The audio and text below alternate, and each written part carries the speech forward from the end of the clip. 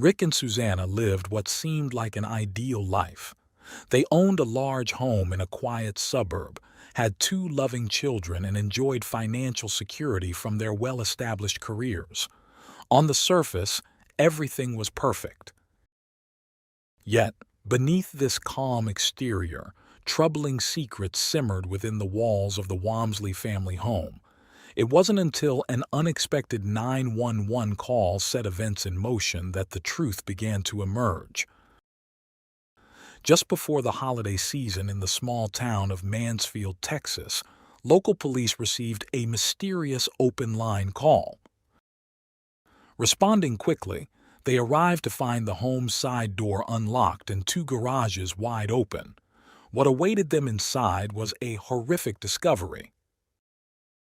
Rick Wamsley, a respected accountant, and his always optimistic wife had tragically lost their lives in their own home. As the investigation unfolded, it became clear that the tragic incident had taken place well before the 911 call had even been made.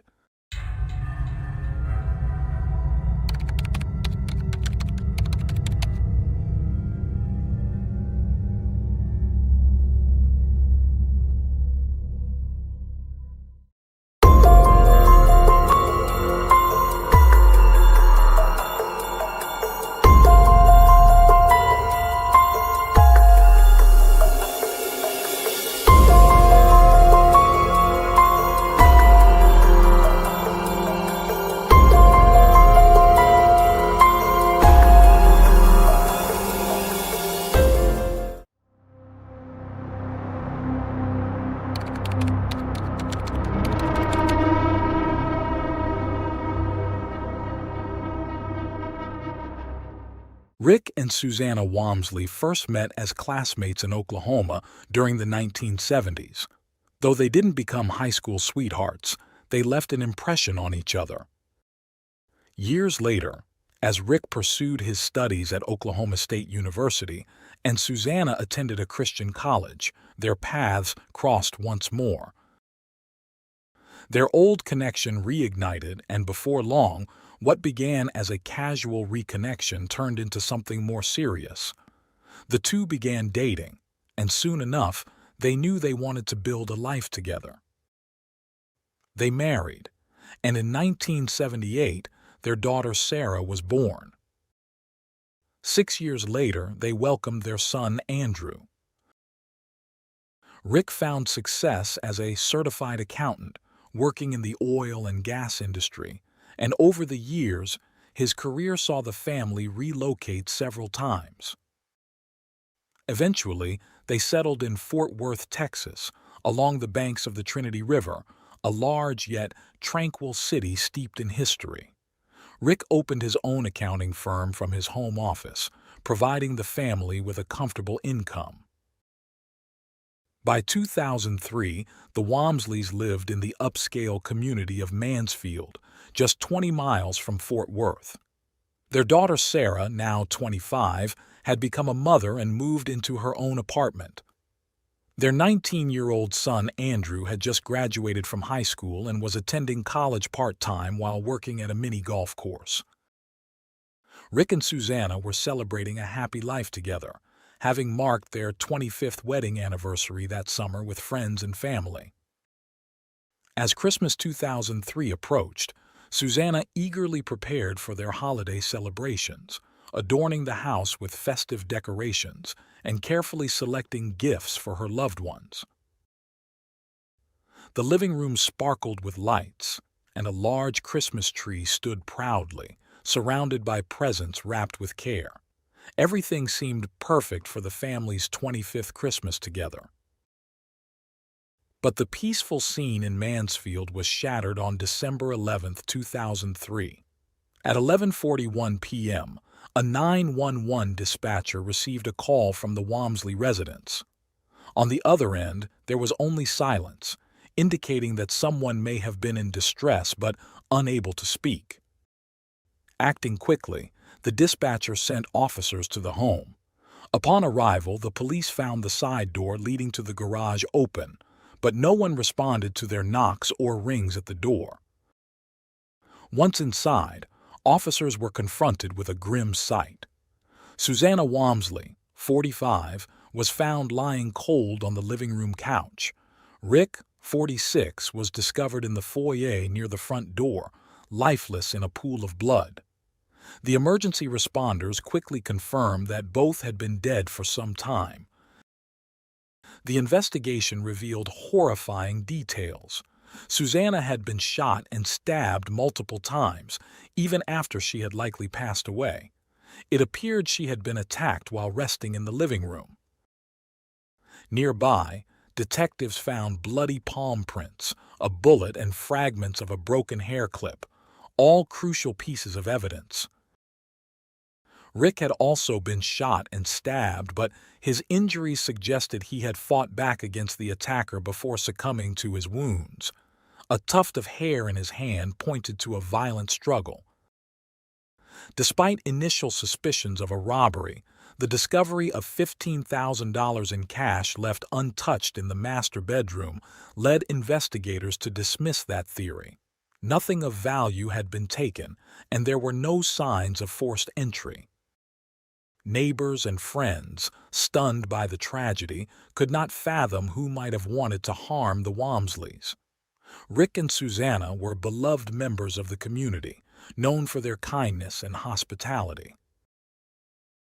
Outwardly, the Wamsleys had a picture-perfect life. Rick's accounting practice flourished, and Susanna took pride in caring for their home and children. Yet, the horrifying events behind the closed doors of their house painted a starkly different picture of what was happening within their family. According to those close to the Wamsley family, tension often simmered beneath the surface, especially when it came to their children, Sarah and Andrew. As a teenager, Sarah was sent away from the family home due to what her parents saw as inappropriate behavior. This led to her becoming pregnant at 19 and entering a turbulent relationship with her daughter's father. Her relationship with her younger brother Andrew was equally strained, as the siblings constantly quarreled, never developing a close bond. Sarah's ex-boyfriend shared that the Wamsleys were skeptical of outsiders, often believing that even their friends had ulterior motives, assuming they only wanted something from them. Despite their growing financial success, it seemed to bring more tension than joy to their lives. There were rumors that Rick and Susanna's marriage wasn't as stable as it appeared, though they did their best to maintain an image of happiness in public. The Wamsleys had a clear agreement with their children. As long as they were enrolled in college, they would receive financial support. While Sarah didn't follow through, Andrew managed to convince his parents that he would keep his end of the deal. To reward him, they bought him a new white Mustang, covered his insurance, and gave him money for his expenses. Though Andrew lived at home without contributing financially, things seemed peaceful, at least on the surface. However, Andrew had also dropped out of college without telling his parents. When Rick and Susanna discovered the truth, they cut off his financial support but did not go as far as to kick him out of the house. As tensions lingered, 19-year-old Andrew spent most of his free time with friends at a local pancake house, a popular hangout spot. It was there that he met 19-year-old Chelsea Richardson, introduced by a friend. On the morning of December 11, 2003, Sarah was informed about her parents' deaths at 4 a.m., but Andrew was nowhere to be found. The police had already turned to the media, asking for help in locating his white Mustang. While forensic teams continued working at the Wamsley house, Andrew and his girlfriend Chelsea unexpectedly pulled up in the Mustang. The two had been staying at Chelsea's house for the past few days and claimed they had just learned about the tragedy from watching the news. Both were immediately taken to the police station for questioning. During his 45-minute interview, Andrew told officers that he hadn't been home in days and hadn't spoken to his parents. He revealed that he had been staying with Chelsea the entire time. Though there were fresh scratches on his hand, nothing else in his story seemed suspicious, and he was free to leave. However, before leaving, the police asked him to sign a consent form allowing them to search his car. Later, Andrew told his sister that investigators would likely find their mother's blood in the Mustang. He explained that Susanna had recently cut her finger and for some reason decided to drive his car to the store afterward. While this could account for the blood traces, Chelsea's story aligned with Andrew's, and she confirmed that they had been together for the past 2 days. The couple had spent most of their time playing a Japanese, a fantasy battle game that brought them closer. Their bond over the game was so strong that they had begun discussing marriage, feeling like they had found in each other a perfect match. Chelsea Richardson's mother fully supported her daughter's relationship and was fond of her new boyfriend, Andrew Wamsley. However, Rick and Susanna were less than thrilled about their son's choice. They had envisioned a different kind of partner for Andrew, someone who would align more with their affluent lifestyle. The Richardsons, who lived on the outskirts of Fort Worth in a working-class neighborhood, were far from the upscale homes of Mansfield. Chelsea's family had faced hardships, especially after her father's unexpected death from a heart attack. Her mother often worked multiple jobs just to keep the household running. Despite their financial struggles, the Richardsons were known for their generosity. Chelsea, with her extroverted and bubbly personality, was popular at school, earning her the nickname Bubbles. She was especially close to her best friend, Susanna Toledano, who frequently stayed at the Richardson home whenever she had issues with her own family. On the night of the Wamsley murders, Andrew, Chelsea, and Susanna were together, spending time at Chelsea's ex-boyfriend Jeremy's house. Jeremy confirmed their alibi, claiming that they had been with him the entire time. Despite this, Sarah Wamsley, Andrew's sister, suggested to police that her ex might have been involved in their parents' deaths. She mentioned that they had recently been fighting over custody issues, and she had even threatened to involve Child Protective Services. 1 month prior to the tragedy, another suspicious event occurred. While driving home after horseback riding lessons, the Wamsley family's Jeep was hit by what they initially thought was a large rock. However, upon inspection, they discovered a bullet hole in the rear of the vehicle. Although frightened, Susanna Wamsley made 2 phone calls, first to her son Andrew rather than the police. She had thought the car trailing them belonged to Andrew, but after the shooting she realized it was not. Despite Sarah's suspicions that her ex might have been involved, investigators eventually ruled him out as a suspect. Attention soon turned to the Wamsley children, particularly because Rick and Susanna's estate included a $1 million life insurance policy and significant assets. Both Sarah and Andrew stood to inherit substantial wealth. However, forensic evidence didn't initially link the siblings to the crime scene, and Andrew's alibi appeared solid.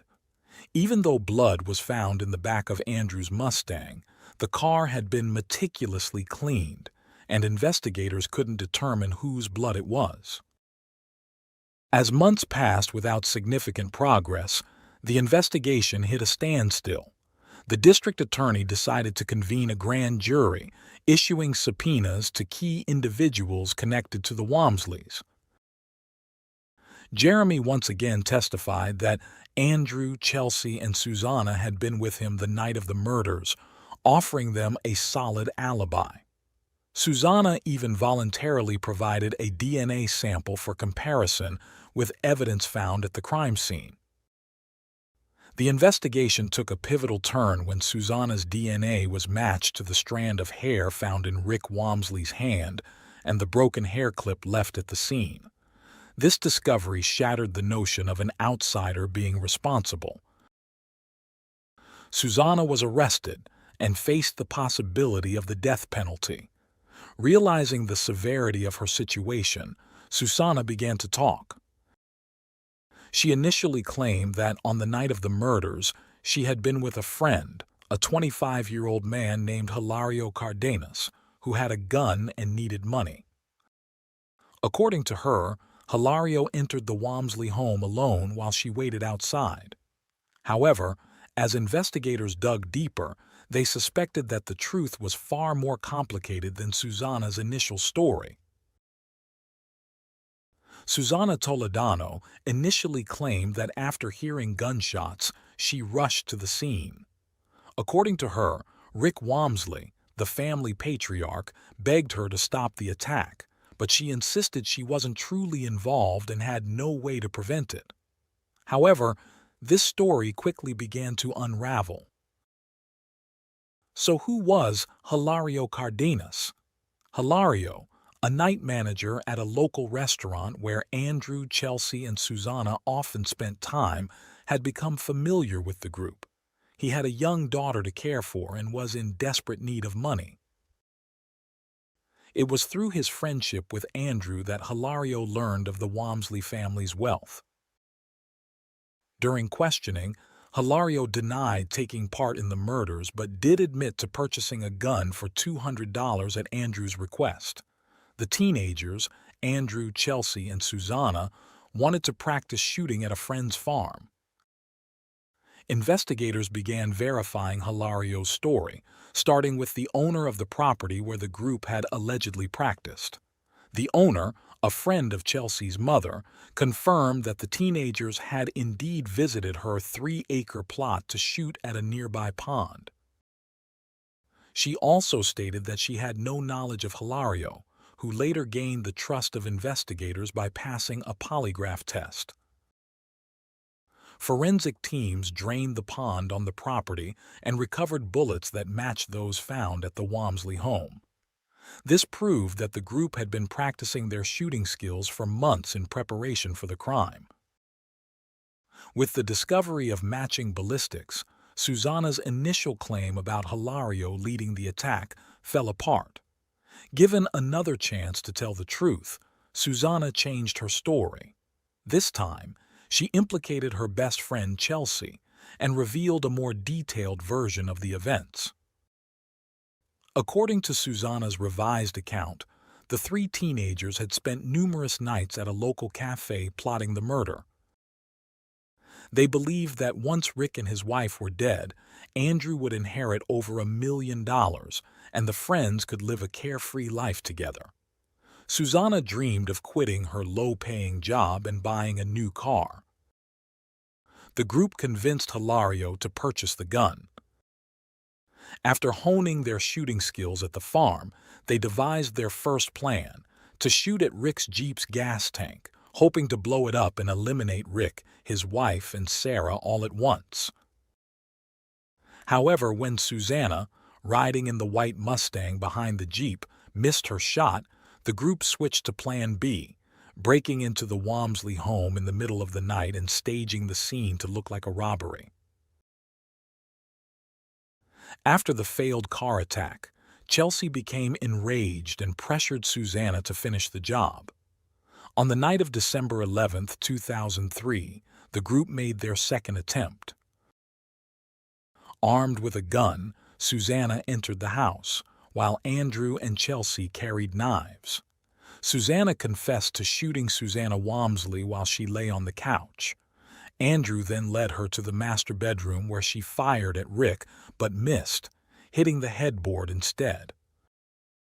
Rick woke up and fought back, leading to a struggle. During the chaos, Andrew took the gun from Susanna, handed her a knife, and instructed her to check on his mother.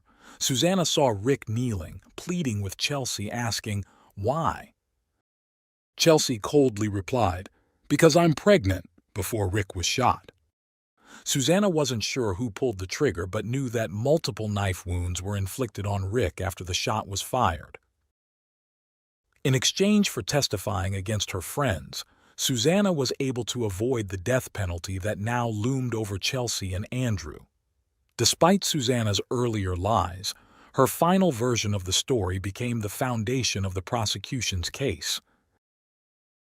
Friends of the Wamsley family found it difficult to believe that Andrew, raised by loving parents, could have been involved in their deaths. However, the testimony of Susanna was damning.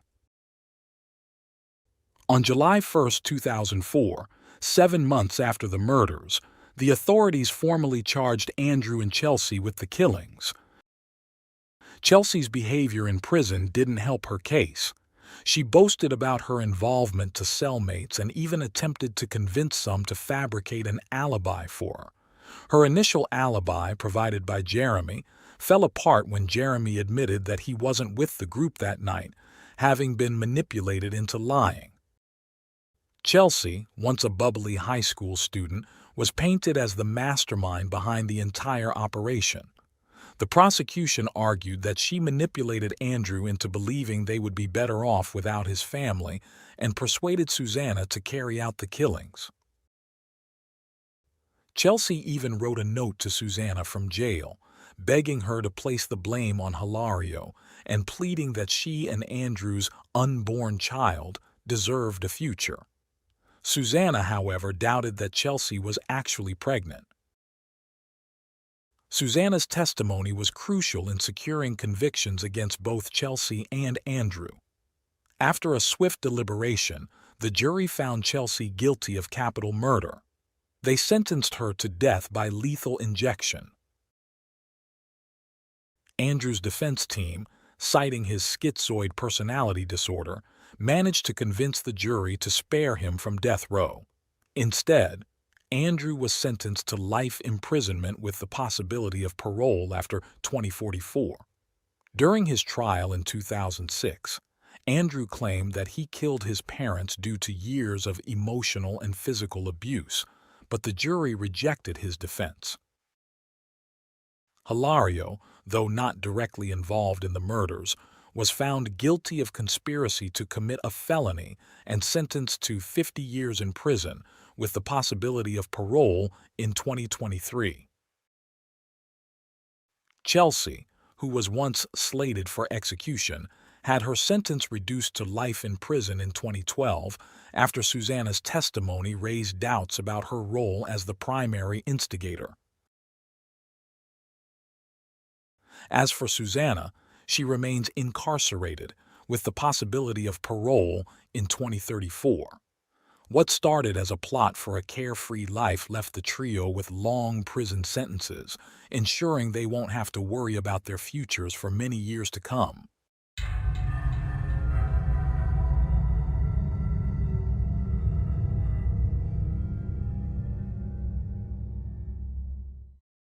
Thanks for tuning in to Unreal True Crime. If you're intrigued by mysteries from around the world, check out our new channel, Latin Crimes, where we dive into the gripping true crime stories of Latin America. Don't miss out. Subscribe now for more thrilling investigations. On February 7, 2023, a person was walking near Flamingo Lakes within the Sam Houston National Forest in Montgomery County, Texas. While passing through, something unusual caught their eye: a ripped garbage bag. Upon closer inspection, they noticed what appeared to be human skeletal remains partially visible from the bag. Authorities were soon alerted, and it was confirmed that the discovery was the upper part of a human torso. Based on the fragment, it seemed to belong to a young woman. The police had a strong suspicion about the identity of the remains, so much so that, even before receiving the official pathology report or DNA confirmation, they reached out to the Johnson family with the news. The Johnson family had been living in uncertainty for over a year. In 2022, Felicia Johnson, a young woman from San Diego, had traveled to Houston to celebrate her 24th birthday. After her arrival, she mysteriously disappeared. Search efforts had led to the discovery of her blood-stained phone and some personal items in a wooded area, but there had been no further trace of Felicia herself until this tragic find.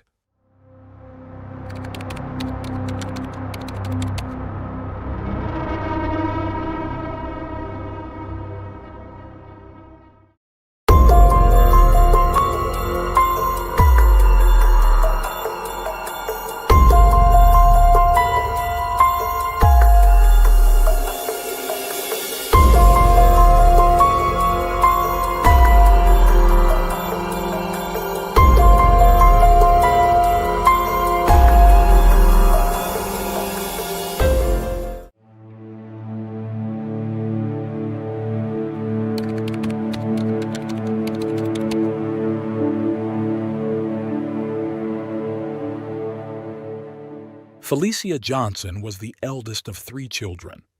After her parents' divorce, she and her siblings remained under the care of their father, Kevin. Struggling to manage the teenagers on his own, Kevin soon remarried a woman named Myra. Felicia, resembling her paternal grandmother both in looks and personality, was sweet, kind, and always smiling. From a young age, Felicia matured quickly. Her feminine figure attracted attention during her teenage years, and as she grew older, she realized she could potentially profit from her looks. Social media became her platform to showcase herself, and she meticulously maintained her appearance, always ensuring her face, hair, and body were picture perfect. She dreamt of a glamorous life and tried to embody the current beauty trends: long, wavy hair, defined eyebrows, and fluttery lashes. Felicia loved to dance and aspired to become a model. Despite many setbacks in the highly competitive industry, she never gave up, consistently applying to various modeling agencies in hopes of making it big. Living with her family in San Diego, California, Felicia had recently turned 24 and decided to celebrate by taking a trip to Houston, Texas. Excited for this new adventure, she planned every detail of her getaway, from getting her nails done to packing her outfits in advance. She even considered staying longer in Houston if she could find work there, full of dreams and optimism about the journey ahead. However, what was supposed to be a fun and exciting trip took a dark turn. Felicia's life tragically came to an end during what should have been a celebratory time. She had been in constant communication with her loved ones, keeping them updated on her experiences and impressions of the city. But on April 15, 2022, Felicia abruptly stopped responding to calls and messages. Her presence on social media, once consistent and vibrant, suddenly vanished. Concern quickly turned into panic when her family and friends realized something was wrong. Her disappearance was so alarming that the family took immediate action, hiring a private investigator to track down her last known location. The search led to Bear Creek Pioneers Park, a wooded area in Houston, just a few miles from where Felicia was last seen. There, her blood-stained phone was discovered on the roadside, a chilling sign that something terrible had happened. Back in San Diego, Kevin, Felicia's father, couldn't sit idly by.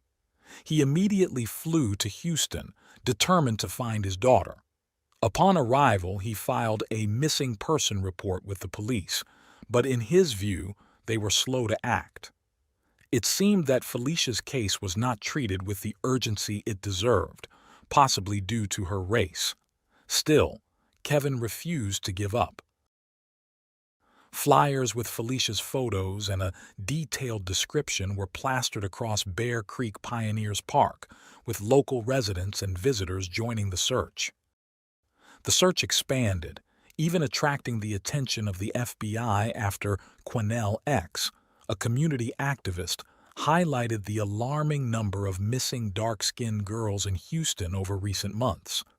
Many feared that Felicia might become another victim in a series of unsolved disappearances. Despite the increased efforts, the only other piece of evidence found was Felicia's purse.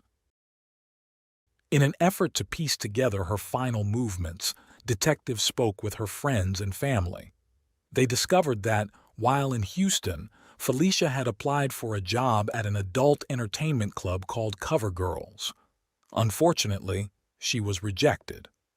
After leaving the club, Felicia had ordered a taxi back to her hotel, but that's where the trail went cold. This lead, however, offered hope that her last steps could be retraced, bringing her family and the authorities closer to uncovering the truth about what really happened to Felicia Johnson. The Johnson family, with the support of social activist Quanell X, believed that Felicia's disappearance was somehow tied to the nightclub where she had applied for work. Kevin Johnson, Felicia's father, suspected that his daughter might have been caught in a human trafficking operation where women from out of town were forced into the sex trade. Although he had no concrete evidence, Kevin held on to the hope that Felicia was alive and in a difficult situation from which she couldn't escape on her own. He vowed to find her at any cost. Detectives shared a similar theory, suspecting Felicia had been abducted and was being held against her will. They hoped to find her alive and, believing she might be in a place with access to media, urged Kevin to make a public statement. His emotional message, broadcast on TV, was a way to both comfort Felicia, encouraging her to stay strong and to appeal to the public for information. Kevin reassured his daughter that her family loved her deeply and was praying for her safe return, promising that he wouldn't stop searching until she was home. He also addressed her potential captors, warning them that the family would never give up and that he would personally hunt down whoever was responsible. Kevin and his family felt increasingly frustrated with law enforcement, believing that the police were not doing enough. Key developments in the investigation, such as the discovery of Felicia's phone and purse, had been made by a private investigator and volunteers rather than by the police. Even Kevin's public appeal to find his daughter had been made without the direct involvement of the Houston Police Department, which only heightened the family's concerns. 2 weeks after Felicia's disappearance, her family, friends, and supporters gathered outside the city administration in a bid to draw the mayor's attention to her case and the perceived lack of urgency in the investigation. Kevin had many questions for the police, but no answers. One critical point of frustration was the surveillance footage from the nightclub where Felicia had last been seen. Despite the availability of cameras, it seemed that detectives either hadn't requested the footage or were reluctant to share it with the family. Although it's unclear if the demonstration reached Houston's mayor, it did capture the attention of Congresswoman Sheila Jackson Lee, who stepped in to ensure the police took the case seriously. She promised to help the family obtain any existing surveillance footage, vowing that the city owed Felicia protection as a visitor. The nightclub in question, Cover Girls, initially claimed not to remember whether Felicia had ever come in for an interview, and there was no formal record of her visit. Eventually, the club handed over internal surveillance footage, which confirmed that Felicia had indeed inquired about a job, but had been turned away. After leaving, she had called for a taxi and waited outside. Her friends, who had been messaging her that day, corroborated this account, and the recordings provided no new information. The family's suspicion of the club's involvement stemmed from poor communication between the authorities and Kevin, who wasn't being kept in the loop about the investigation's progress. After leaving the nightclub, Felicia returned to her hotel near the Houston Medical Center around 3 a.m. on April 16th. It was the last confirmed sighting of her. Investigators later discovered that after failing to secure the nightclub job, Felicia had called for a taxi, but the car was delayed. An unknown man then offered her a ride, which she eventually accepted. This man was later identified as Chukwubuka Nwabodo, a 28-year-old man of Nigerian descent who had lived in Houston most of his life. He and Felicia exchanged contact information and continued to communicate on Snapchat, where they arranged to meet again the following morning. Their conversation revealed that Chukwuebuka had offered Felicia $500 in exchange for intimate services, to which she agreed. After that, no one saw Felicia again. Her phone went silent, her social media stopped, and no further transactions were made on her credit cards. She had seemingly vanished without a trace. The police investigation soon revealed that Chukwuebuka had ordered a taxi for Felicia, which took her to a residential complex on Windchase Boulevard. Later, Chukwuebuka drove Felicia in his car to his apartment on South Richmond Avenue. An hour later, his vehicle was seen leaving the apartment complex, and around the same time Felicia's phone last pinged near Bear Creek Park, where it was later found. Detectives believe that Chukwuebuka had murdered Felicia in his apartment, disposed of her phone and purse in the park, and possibly dismembered her body to hide the remains. Surveillance footage from a nearby home goods store showed Chukwuebuka purchasing suspicious items the day after Felicia's disappearance, including garbage bags, gloves, a shovel, and an electric kitchen saw. His right hand was bandaged in the video, suggesting he may have been injured during the attack. On May 13, 2022, police arrested Chukwuebuka for a minor traffic violation, but released him after a brief interrogation. They had found latex gloves, a shovel, and cleaning supplies in his car, along with dried bloodstains in the trunk. Despite this, they claimed there wasn't enough evidence to charge him with Felicia's murder at that time. While searching his apartment, authorities discovered bloodstains on the floor and in the hallway. DNA tests confirmed that the blood belonged to Felicia. The amount of blood made it clear that she couldn't have survived. Additionally, Chukwuebuka's phone revealed disturbing internet searches related to becoming a serial killer and disposing of bodies, as well as graphic images of deceased women. Though Felicia's body was never found, the police were certain that she had been killed. This devastating news was nearly unbearable for Kevin, who had held on to hope that his daughter was still alive. He continued to fight for justice.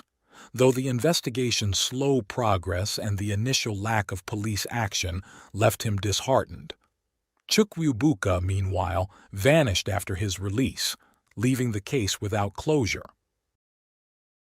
Though there was no direct confirmation that the disturbing photos found on Chukwuebuka's phone were of Felicia Johnson, the condition in which her remains were later discovered made it difficult to rule out the possibility. The women in the photos remained unidentified, with no metadata attached to the images to help detectives trace their origins. However, during the investigation, authorities uncovered a previous harassment case involving Chukwuebuka.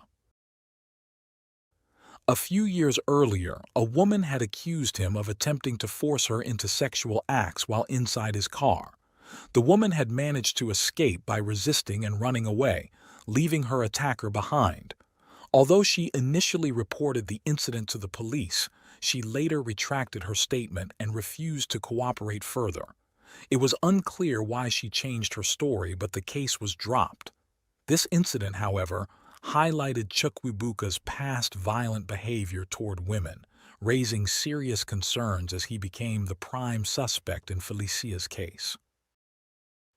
The blood found in Chukwuebuka's apartment, along with the dismembered body photos on his phone, pointed to his involvement in Felicia's death.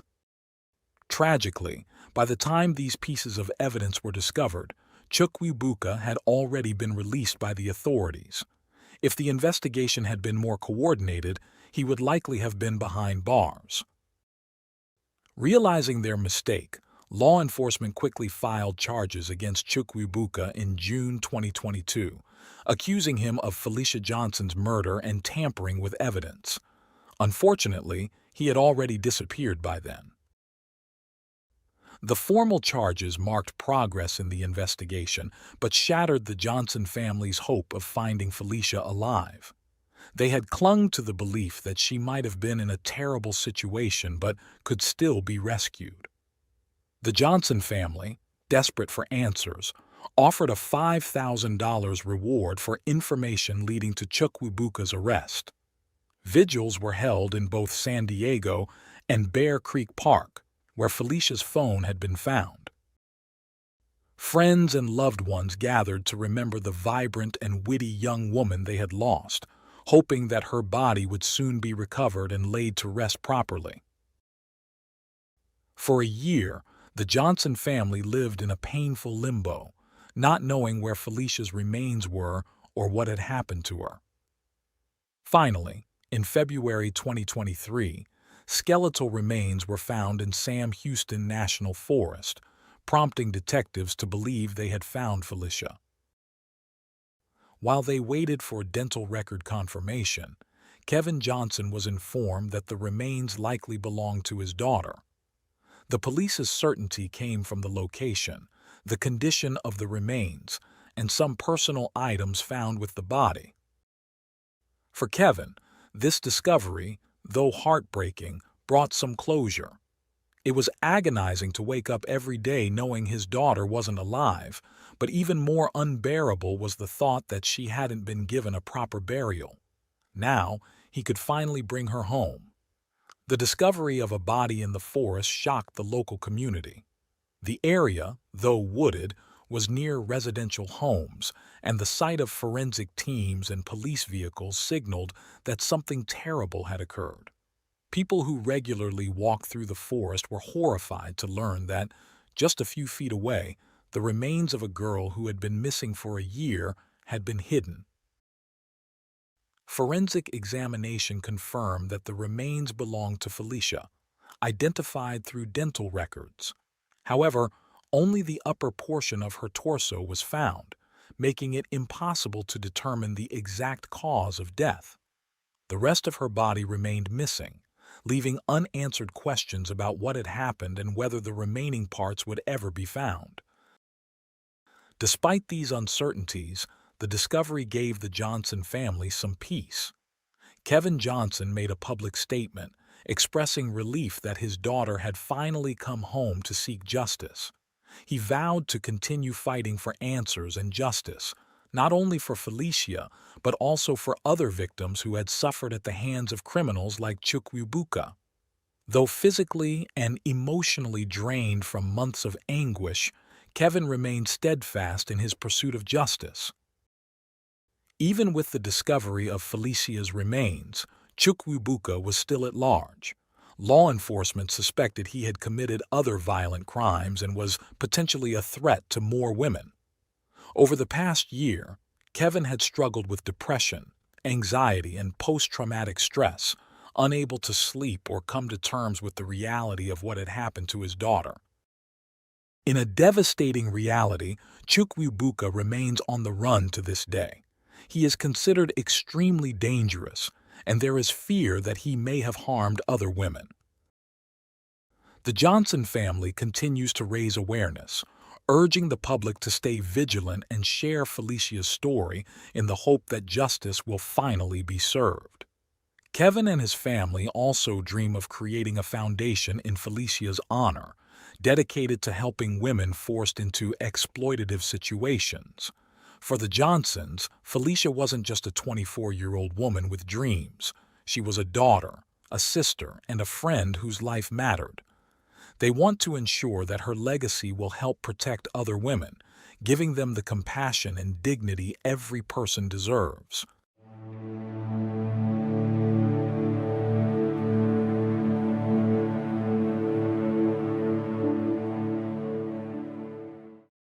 Thanks for tuning in to Unreal True Crime. If you're intrigued by mysteries from around the world, check out our new channel, Latin Crimes, where we dive into the gripping true crime stories of Latin America.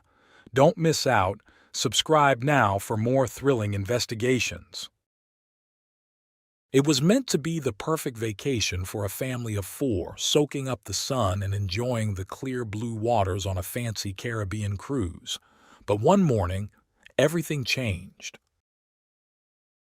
When they woke up, their 23-year-old daughter had mysteriously disappeared from the ship. The family panicked as the crew and police searched every corner of the boat, but there was no sign of her anywhere. Years later, some people said they saw the missing woman on a small Caribbean island. What happened to her? Why did she suddenly vanish?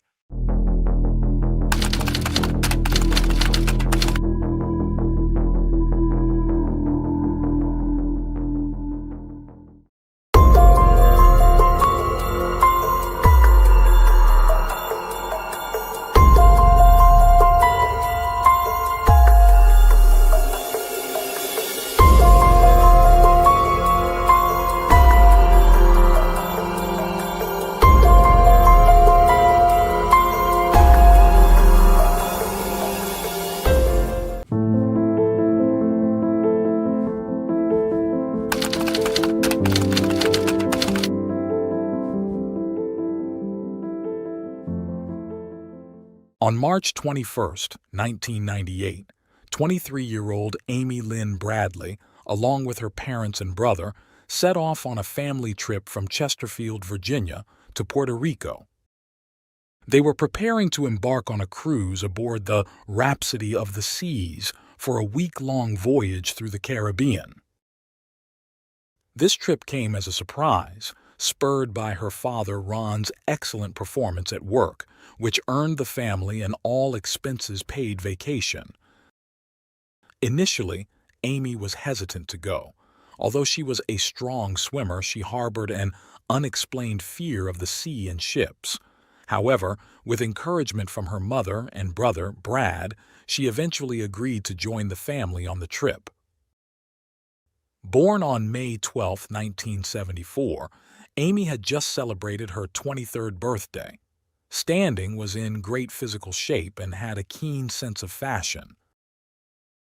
Having lived in Chesterfield her whole life, she had excelled in both basketball and swimming, earning a full sports scholarship to a nearby university where she pursued a degree in sports studies.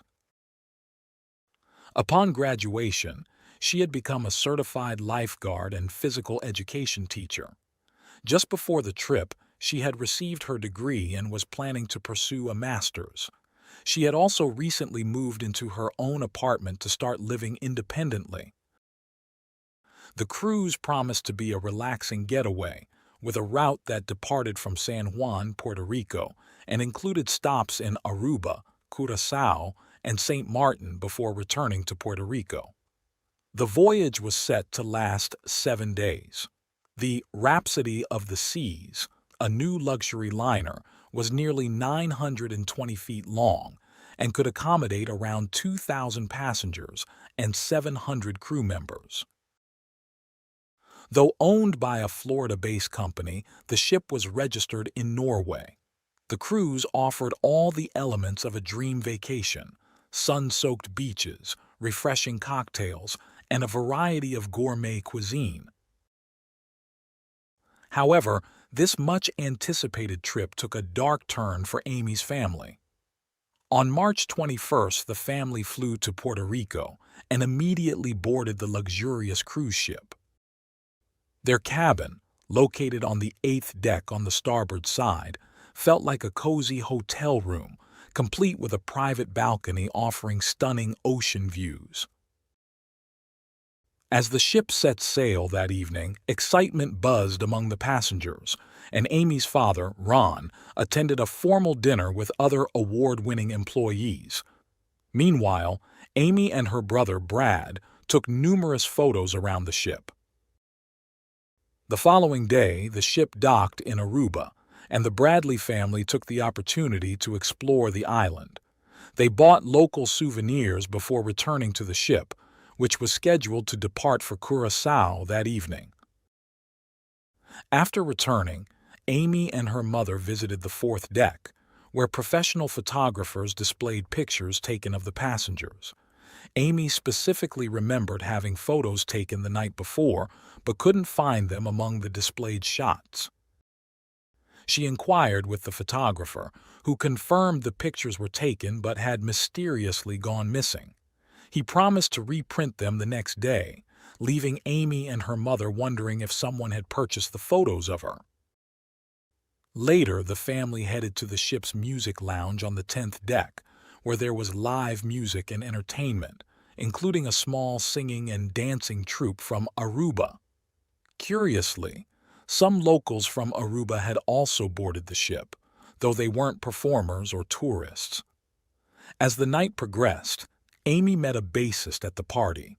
It was clear that Amy had caught his attention, and they spent the evening chatting, drinking, and having fun. At around 1:30 a.m., Amy's parents returned to their cabin to sleep, while Amy and her brother stayed at the party. Brad eventually grew tired and headed back to their cabin at around 3:30 a.m. Shortly after, someone noticed Amy walking alone towards the elevator near the ballroom. It appeared she was also returning to her cabin, but that would be the last time anyone saw her. When Amy left the party, there were still about 30 to 40 people celebrating. According to the electronic lock records of the cabin door, she returned at around 3:40 a.m. By that time, her family was already asleep. Her parents vaguely recalled seeing her sitting on the lounge chair on the balcony. At 5 a.m., Ron woke up briefly as the ship was nearing its second stop, Curaçao. He noticed that Amy was still on the balcony, asleep on the lounge chair, with a pack of bluish cigarettes by her side. An hour later, at 6 a.m., Ron was awoken by the quiet sound of the cabin door closing. When he checked, Amy was no longer on the balcony, but her shoes remained there. It was clear that she had left the cabin barefoot, taking only the cigarettes and a lighter. Ron assumed she might have stepped out for a smoke or to take in the view of Curaçao's harbor. He quickly got dressed and headed to the upper deck, discovering that the ship had already docked. After searching the ship for over an hour, Ron couldn't find any sign of Amy. His anxiety grew and a sense of dread began to overwhelm him. Desperate, he sought out the ship's security manager for help. However, the manager didn't take the situation seriously, believing that Amy was probably somewhere on the ship, enjoying the view like many passengers who ventured out early to admire Curaçao's scenery. By 7 a.m., Ron returned to the cabin and woke up his wife and son. Their immediate reaction was that something terrible had happened. The three of them then split up to cover more ground, combing every deck of the ship in search of Amy. Ron even approached the captain, demanding that he prevent passengers from disembarking and issue a missing person alert. The captain, however, refused to halt the disembarkation, fearing it would cause panic. He did agree to a search of the ship, but stopped short of making an announcement. As passengers began to leave the ship, the family believed they had missed a crucial opportunity to find Amy. After what the crew described as a thorough search of the ship's 999 cabins, there was still no trace of her. The captain concluded that Amy might have fallen overboard, but her family vehemently rejected this theory, knowing that Amy, despite being a strong swimmer, was deeply afraid of the sea. The captain contacted the Dutch Antilles Coast Guard, which conducted a 2-day search without finding any clues. It was suggested that Amy's family disembark in Curaçao to continue searching, under the assumption that she might have left the ship. They followed this advice and contacted local authorities, including the Curaçao Police, the U.S. Embassy, and the FBI. The FBI promised assistance, but no one could arrive until the following day. Ron's family spent the entire day scouring Curaçao's streets and beaches, showing photos of Amy to anyone they encountered, but they found nothing. By the third day, the ship was preparing to depart for its next destination, St. Martin. Faced with a difficult decision, the family chose to remain in Curaçao, hoping to continue the search with the help of arriving FBI agents. Curaçao, a popular tourist destination in the Caribbean, is not only known for its stunning beaches but also as a hub for drug trafficking, money laundering, and human trafficking. The Bradley family began to suspect that Amy's disappearance might be linked to this darker side of the island. On Wednesday, March 25th, still with no leads, the family received a request from the FBI to meet in St. Martin. Despite the ship's U.S. ownership, it was registered in Norway, which meant Norwegian maritime law applied to Amy's case, not U.S. law. The Bradley family quickly realized that American authorities couldn't intervene unless they had permission from Norway. By Thursday, March 26th, 48 hours after Amy's disappearance, FBI agents and the family boarded the ship in St. Martin. The FBI found that the ship's previous search had been superficial, only covering public areas and some cabins. This time, the FBI conducted a thorough search, investigating every part of the ship, including distributing flyers and interviewing passengers. The investigation uncovered irregularities with the ship's photography services.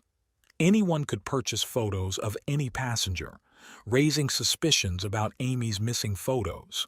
The FBI focused on the bassist, who had been seen with Amy. Although his statements were inconsistent, he passed a lie detector test, and a search of his belongings yielded no evidence. He was eventually dismissed by the cruise line for fraternizing too closely with passengers.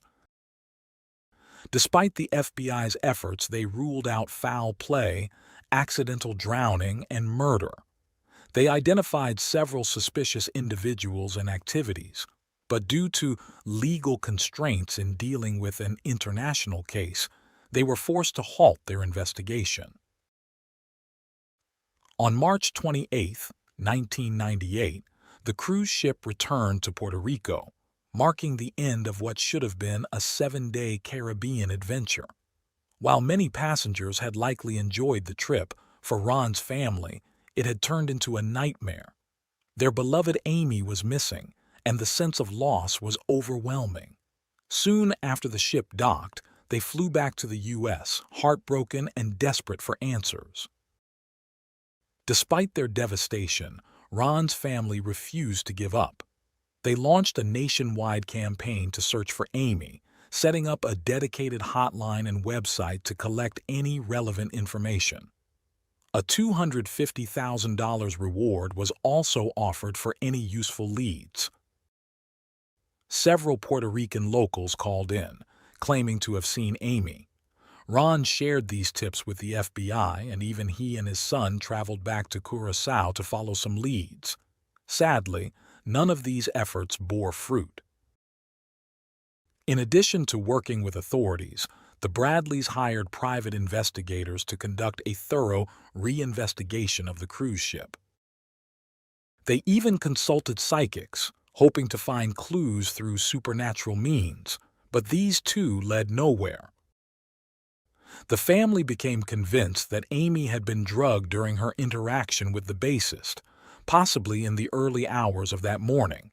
They believed she had been taken to the lower levels of the ship, hidden in a laundry or garbage cart, and smuggled off the vessel via employee corridors. They also suspected that she may have witnessed something on board that she wasn't supposed to see. With the FBI's investigation stalling, the Bradleys began writing letters to congressional representatives, State Department officials, and even the president, firm in their belief that Amy had been kidnapped and was still alive. By June 1999, Amy was officially declared dead. The family then filed several lawsuits against the cruise line, including claims of defamation, negligent security, and emotional distress. However, the court dismissed all of the cases, stating that the family had only provided evidence that suited their narrative, and failed to show that Amy might have left the ship voluntarily in Curaçao. The judge felt the family was trying to steer the investigation towards a kidnapping conclusion. Despite these legal setbacks, the Bradleys continued their search. One lead came from a chef in Curaçao who claimed to have seen a girl matching Amy's description. The chef described Amy's tattoos in detail and even sang a song that Amy's mother used to sing to her as a child. Convinced that this was a legitimate lead, the family reported it to the local police. However, the authorities in Curaçao dismissed the tip, citing insufficient evidence. Another potential clue came from a U.S. Navy sailor who had met a woman at a local nightclub in Curaçao who claimed to be named Amy and begged him for help to leave the island. At the time, the sailor didn't recognize her as the missing person, and he had rejected her plea, later getting reprimanded for visiting a nightclub while on duty. When he saw Amy's picture in a magazine, he immediately contacted the Bradleys. Unfortunately, by the time the authorities checked the nightclub, it had burned down. 3 months later, a man identifying himself as Frank Jones, a retired U.S. Special Forces veteran, contacted Ron's family. He claimed to specialize in rescuing victims of human trafficking and offered to help find Amy. Desperate for any lead, the Bradleys agreed to work with him, paying him a substantial fee.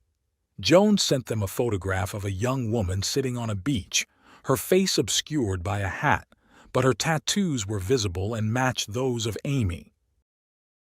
Convinced that this was their daughter, Ron's family paid an additional $100,000 for the next phase of the rescue operation. Having exhausted their savings, they borrowed money to raise the amount.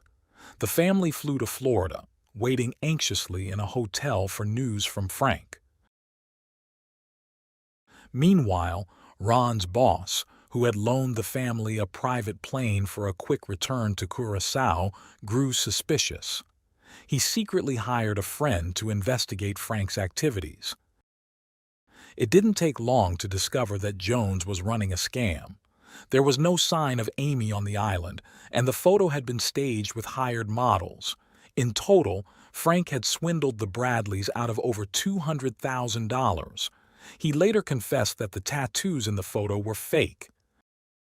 In February 2002, Frank Jones was charged with fraud and sentenced to 5 years in prison with an order to repay all the money. The chef's lead had also proven to be a fabrication, aimed at earning a profit from the Bradley family's grief. The chef received $8,000 from the family and was later charged with fraud. Despite these devastating setbacks, the Bradleys remained resolute in their search for Amy. In interviews, they expressed their unwavering hope, stating that as long as there was a glimmer of hope, they would keep looking. "If it were your child, wouldn't you do the same?" they often asked. In 2005, 7 years after Amy's disappearance, a photo surfaced on an adult website that bore a striking resemblance to her. After extensive analysis by FBI experts, it was determined that the woman in the photo was likely Amy. However, they were unable to trace the website's location, and the lead went cold. Later that year, a woman named Judy was on vacation in Barbados.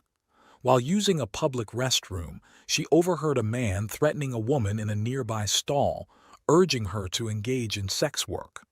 Judy then saw the woman crying quietly by the sink. The woman, who appeared to be in her 30s, claimed she was from Virginia and called herself Amy. Minutes later, a man entered the restroom and forcibly took the woman away. Judy reported the incident to the police and helped create a sketch of the man. In 2006, the International Cruise Victims Association was founded to support those who had suffered injustices aboard cruise ships. The founder of the International Cruise Victims Association, who tragically lost his own daughter during a Caribbean cruise in 2004, made it clear, "Our goal is not to target these cruise companies, but to ensure that crimes committed on cruise ships are properly addressed and that offenders are held accountable." According to the International Cruise Victims Association, between 1995 and 2012, 170 people disappeared from cruise ships in just 7 years. In 2005 alone, there were 50 reported criminal incidents on cruises, yet only 4 resulted in convictions. On July 27, 2010, President Obama signed the Cruise Vessel Security and Safety Act into law. This legislation mandated that all criminal activities involving U.S. citizens on cruise ships be reported to the FBI. It also granted U.S. law enforcement greater jurisdiction over cruise ships operating in international waters. The new law introduced a variety of safety measures. It set specific height requirements for cruise ship railings, mandated that every cabin be equipped with peepholes, required the installation of surveillance cameras in all public areas and decks, and called for professional training for security personnel. Despite all the legal changes and improvements in cruise ship safety, Ron's family has never given up their search for Amy. They continue their tireless efforts, holding on to the hope that one day they will find her.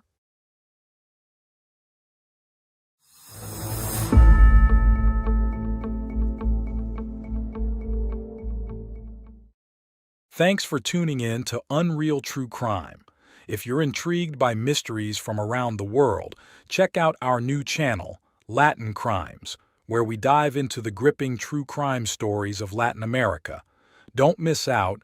Subscribe now for more thrilling investigations. On the night of May 2, 2018, Dushyant Sharma walked straight into a trap without realizing it would be the last thing he ever did. He was drawn in by the promise of a romantic evening, driving through the dim streets of Jaipur, completely unaware that danger awaited him.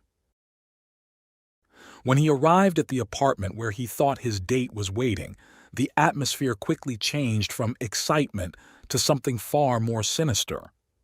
As the door shut behind him, the familiar world he knew vanished, replaced by a nightmare carefully planned by those he believed he could trust.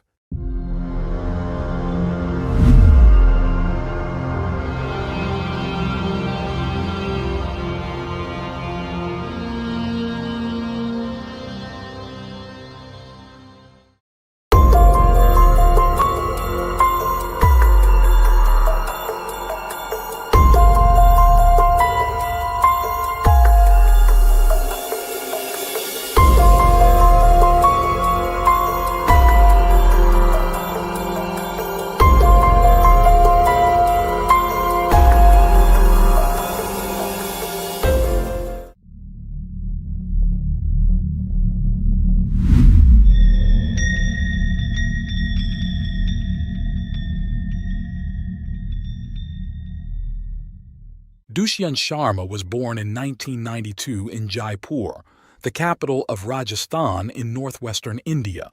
He was the second child of Rameshwar and Baihanti Sharma. Tragically, the couple had recently lost their firstborn to an illness that claimed the child's life at just 1 year old. Following Dushyant's birth, they welcomed their youngest son, Piyush, into the family.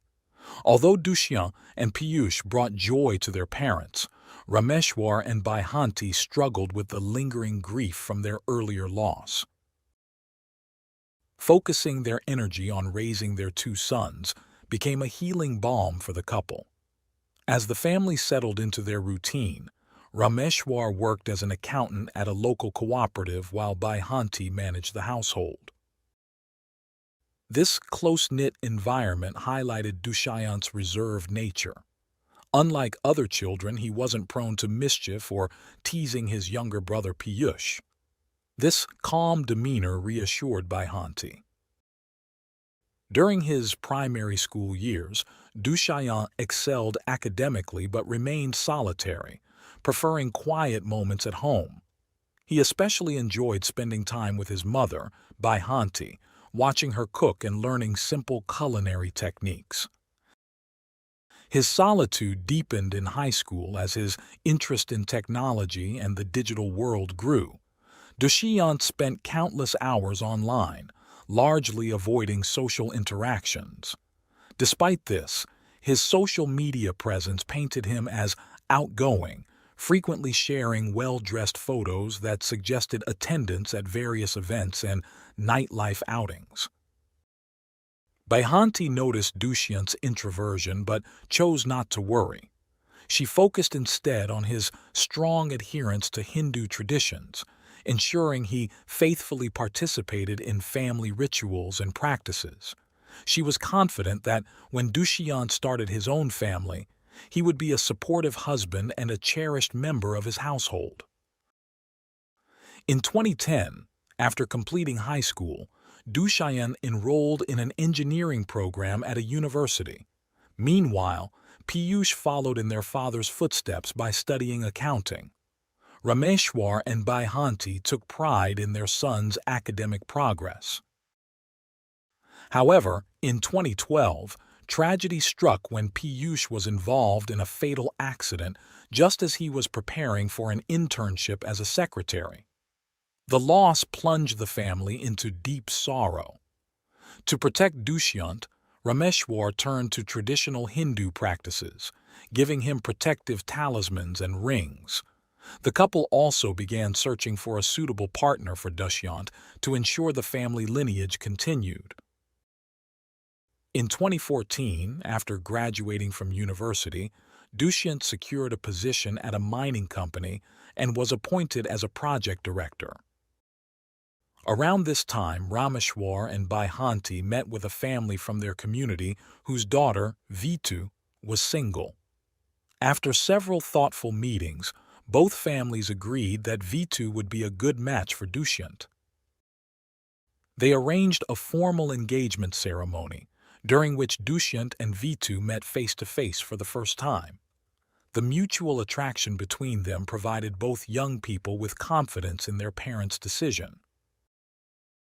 In May 2015, Dushyant and Vitu were married in a ceremony that faithfully adhered to their family's rituals and traditions. Their marriage flourished with mutual respect and support. Vitu managed household duties while Dushyant worked at the company, and he was always ready to assist her, especially in the kitchen, which he found particularly enjoyable. Vitu quickly earned the affection of her in-laws, who treated her like a daughter. In November 2016, the couple welcomed their first child, bringing immense joy to grandparents Rameshwar and Baihanti. It seemed that after enduring so much heartache, life had finally become kind to them. However, behind the harmonious facade, Dushyant spent long hours online and eventually created a fake profile on a dating app. Under the alias of a wealthy businessman from Delhi, he connected with Priya in February 2018. Priya, born in 1991 in Rajasthan, came from a middle-class family with a university professor father. She was an exceptional student, accumulating numerous certificates and medals that adorned her family home. However, her parents were concerned about her increasing rebelliousness, as Priya was known to challenge them to achieve her goals. Her outstanding academic performance allowed her to choose from a wide range of university programs. In the end, Priya decided to pursue an arts degree at Jaipur University. In 2012, she moved there, relying on her father for financial support, who sent her $250 a month. However, as someone never satisfied with her circumstances, it wasn't long before Priya, captivated by the luxury and comforts of the city, found this amount insufficient. To supplement her income, she began taking various training courses alongside her studies, aiming to secure a job in public administration. In her second year of university, while browsing the newspaper for potential job openings, Priya stumbled upon an ad that piqued her interest. She jotted down the details and later visited the location.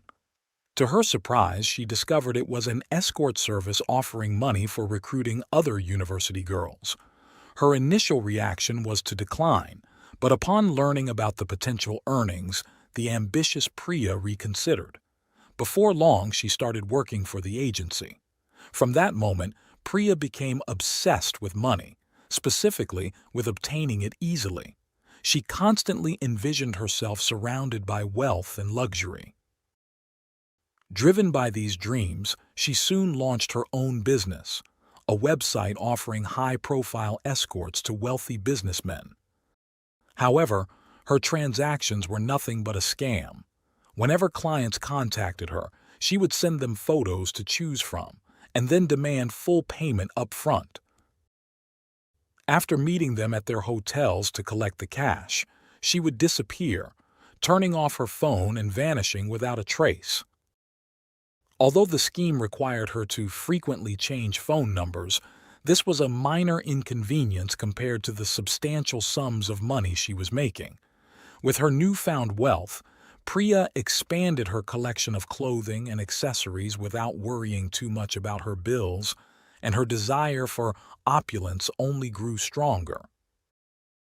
Priya knew exactly who her ideal clients were. She targeted men aged 35 to 50, preferably married as they were more likely to stay silent after being scammed, fearing public humiliation or the loss of their marriages. However, in 2014, one of her victims finally mustered the courage to file a fraud complaint with the Jaipur police. As a result, Priya was tracked down and arrested.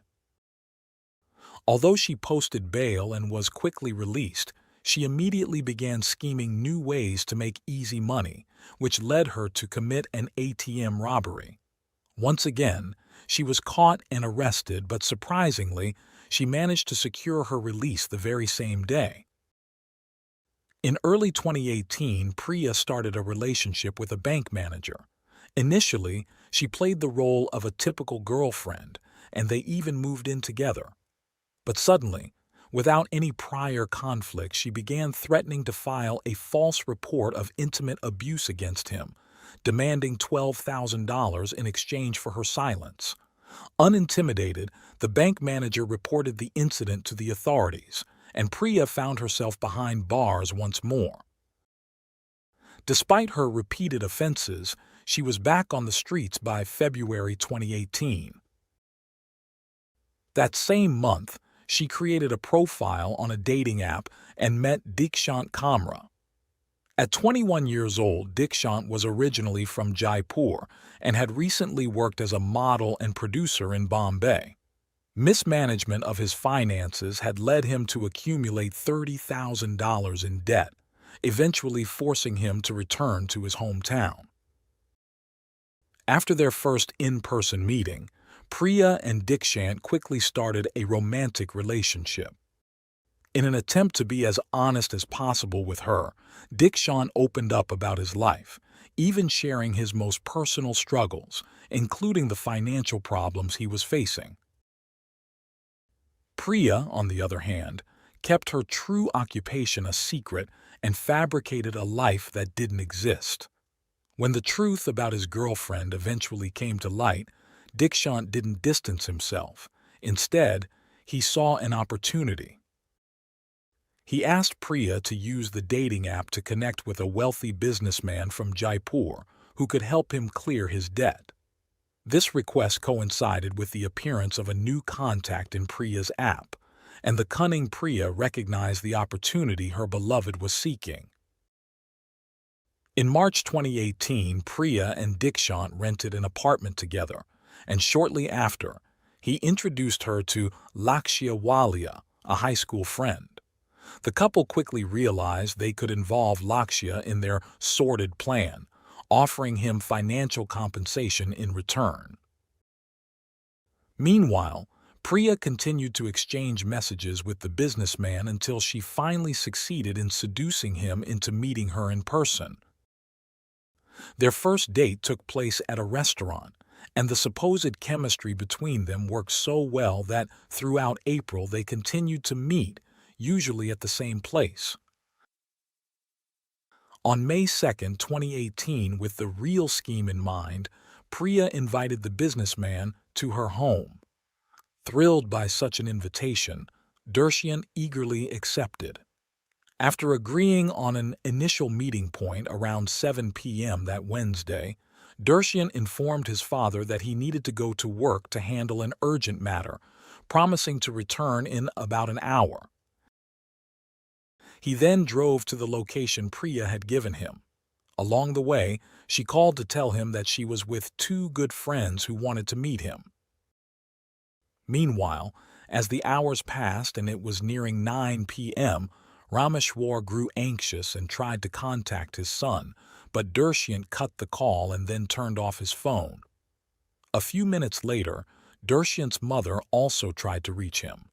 This time, he answered, apologizing and explaining that the police had impounded one of his company's trucks and were demanding a fine. To keep the story believable and cover his tracks, he told her he would likely return home after midnight or, at the latest, the next morning. Nothing could have prepared him for what was about to happen. Upon arriving at Priya's address, Dershian was ambushed by Dikshant and Lakshya, who tied him up and covered his face. Meanwhile, Priya demanded that he hand over $12,000. Realizing that this was an impossible sum for him to produce, Dershian was forced to admit that the persona he had created online was a lie. Priya, confused, didn't believe him. However, when she searched his wallet and found his ID and driver's license, she finally understood that she too had been deceived. During this time, Dershian's family tried repeatedly to reach him, but his phone remained off. As midnight came and went, his father, now desperate to find his son, gathered some neighbors, and together they searched the streets, hoping to find some clue to his whereabouts. Despite visiting several police stations, they found no leads. On the morning of Thursday, May 3rd, Priya forced Dershian to call his family, demanding they provide the money or they would end his life. The shock and terror left his father speechless for a few seconds until a female voice on the other end jolted him back to reality. The harshness of her words motivated Rameshwar to try and take control of the situation. After hanging up, Priya and Dikshant took Dershian's debit card and demanded the PIN. However, they quickly realized that the daily withdrawal limit wouldn't allow them to get the full amount they demanded. Additionally, they grew increasingly worried that the family might alert the police.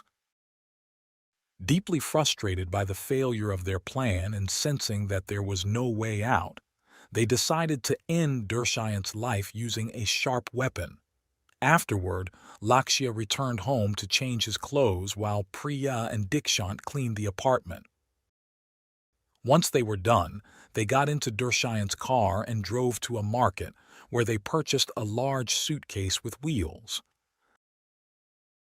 Meanwhile, unaware of the tragedy that had already unfolded, Rameshwar managed to gather the money and, before noon that Thursday, deposited it into his son's account. He then sent a message to Dershian's phone, informing him that he had fulfilled his part of the deal.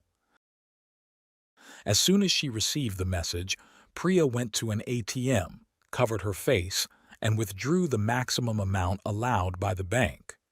Back at the apartment, she and Dikshant placed Dershian's body in the new suitcase and loaded the heavy burden into the victim's car. As an additional precaution, they placed fake license plates on the car and set off toward a forested area on the outskirts of Jaipur. There, they abandoned the remains before picking up Lakshya and returning to their apartment. By this time, the lack of news from the captors had left Rameshwar's nerves shattered, prompting him to go to the police and file a report. The search for Dershyan and his captors began immediately. Unsure of what to do next, the trio decided to stay in the apartment. However, they were acutely aware that they would soon need money to escape. The solution came from Priya, who, as usual, devised a plan to scam a man. She met with her target at a hotel, asked for payment up front, and then excused herself, claiming she needed to pay the driver before quickly leaving the scene. When Priya returned to the apartment, Dikshant and Lakshya had finished cleaning and had even purchased a fake license plate for Dershyan's car. Confident that they had covered all their tracks, they got into the vehicle and drove to a train station, planning to leave the city early the next morning. While the trio was preparing to flee, on the night of Thursday, May 3, 2018, a passerby stumbled upon the abandoned suitcase. Believing he had found something valuable, he opened it, only to be horrified by the contents. Shaken by what he had discovered, the man immediately contacted the authorities. Forensic experts arrived, and the unidentified body was transported to the morgue. The preliminary autopsy report revealed that the victim had died from multiple stab wounds to the face. Notified of the discovery and the physical characteristics of the body, investigators contacted Rameshwar to confirm whether it might be his son. When he arrived at the hospital and saw the body, the numerous wounds made the already horrifying experience even worse. However, upon recognizing the amulets Dershyan was wearing, Rameshwar knew without a doubt that it was his son. During the subsequent investigation, it was discovered through phone records that, in the days leading up to his disappearance, Dershyan had called the same unknown number several times, a number not linked to anyone in his circle. Satellite tracking allowed authorities to locate Dershyan's device and confirm that it had been in close proximity to the mysterious number on the night he went missing. Hoping the information would lead them to the perpetrators, the police followed the signal to an address. However, when they arrived, they found only an empty residence. While forensic teams collected evidence from the apartment, luminol tests revealed numerous bloodstains, and within hours, more than 100 items were recovered for analysis. Neighbors identified Priya and Dikshant as the residents. Early on the morning of Friday, May 4, 2018, the phone records placed the unknown number near the Jaipur train station, prompting the police to rush to the location. In a scene reminiscent of a movie, Priya, Dikshant, and Lakshya's attempt to flee was thwarted by officers who quickly arrested them. At the police station, all three confessed to their involvement in the crime, although their attitudes varied greatly. While the two men showed signs of remorse, Priya remained disturbingly unconcerned. Her calm demeanor even led some officers to question whether she fully grasped the severity of the situation. On September 12, 2018, the trio appeared before the court for the first time, charged with unlawful confinement, murder, destruction of evidence, and criminal conspiracy. During the hearing, the court confirmed their pre-trial detention. Initially, each defendant hired their own legal team, and over time, they began blaming one another for the crime. However, Priya soon became the face of the case, drawing intense interest from the public and the press. The media's fascination with Priya grew to such an extent that numerous outlets sought interviews with her, but she rejected them all. Despite multiple attempts to secure bail, her requests were consistently denied by the court. The joint trial took place in November 2023. After hearing witness testimonies and reviewing the prosecution's evidence, the judge declared that the facts of the case were clearly established through circumstantial evidence. On November 23, 2023, the court found Priya, Dikshant, and Lakshya guilty.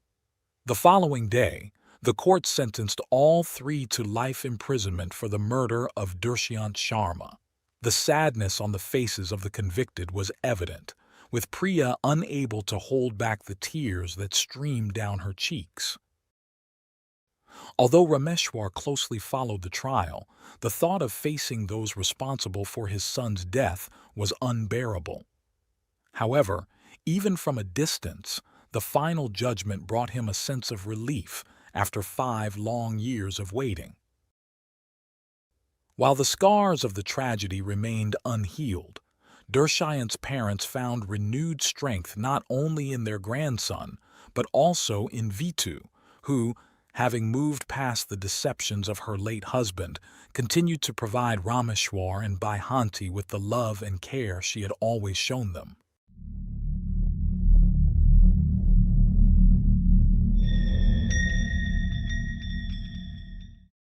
Thanks for tuning in to Unreal True Crime. If you're intrigued by mysteries from around the world, check out our new channel, Latin Crimes, where we dive into the gripping true crime stories of Latin America. Don't miss out. Subscribe now for more thrilling investigations. In the early hours of May 5, 2009, a quiet neighborhood in Columbia, Illinois, became the scene of a terrible crime that would shock the entire nation. As the town slept, a man who seemed like a loving husband and father was secretly carrying out a sinister plan. Inside the Coleman home, the soft creak of footsteps on the stairs and the unsettling hiss of red spray paint signaled the start of a nightmare. Sherry Coleman and her 2 young sons, Garrett and Gavin, were peacefully asleep, completely unaware that their lives were about to be tragically ended by the person they trusted the most.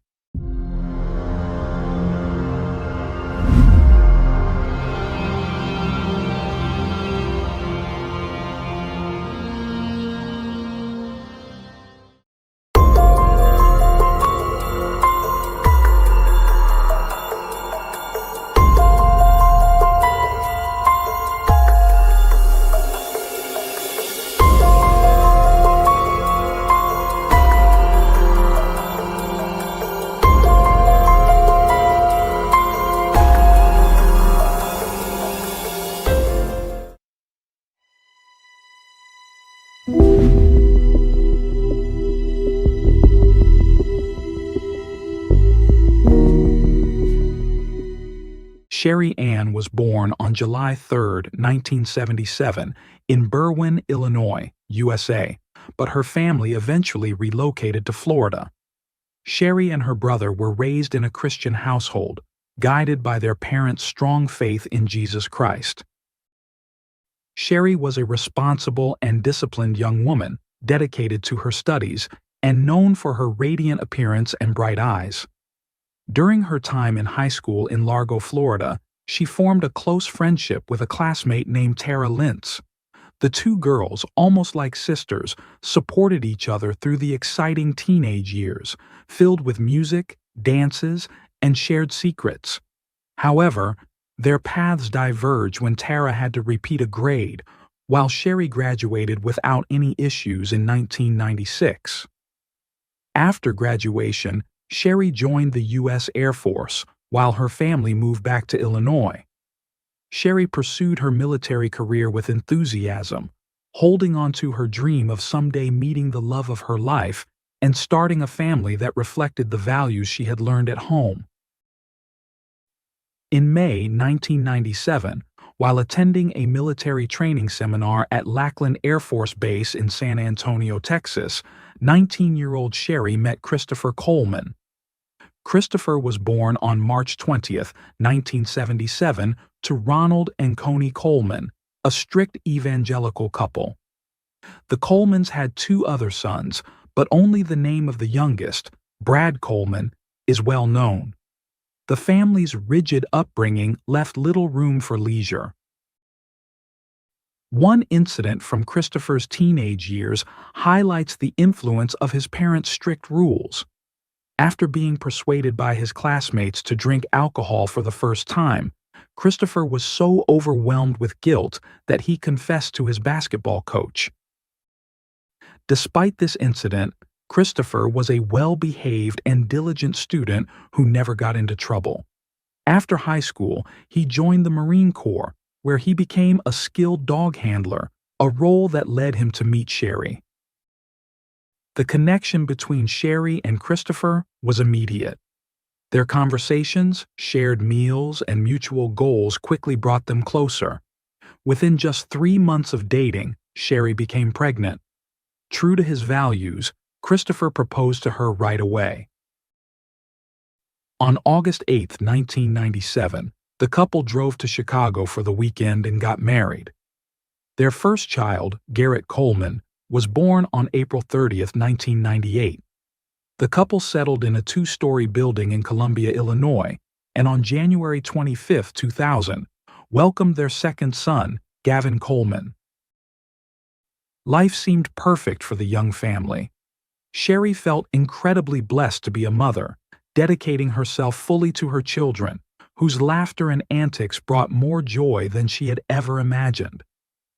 Christopher's support was crucial, especially as the couple occasionally led financial planning seminars together. Their fortunes improved further when Joyce Meyer, the religious speaker, offered Christopher a job on her security team. Thanks to his hard work and previous connections, Christopher quickly rose through the ranks and eventually became her personal bodyguard, earning an annual salary of around $100,000. Although Christopher's job required frequent travel, taking him away from his family, it also allowed the couple to buy a $200,000 home in 2005.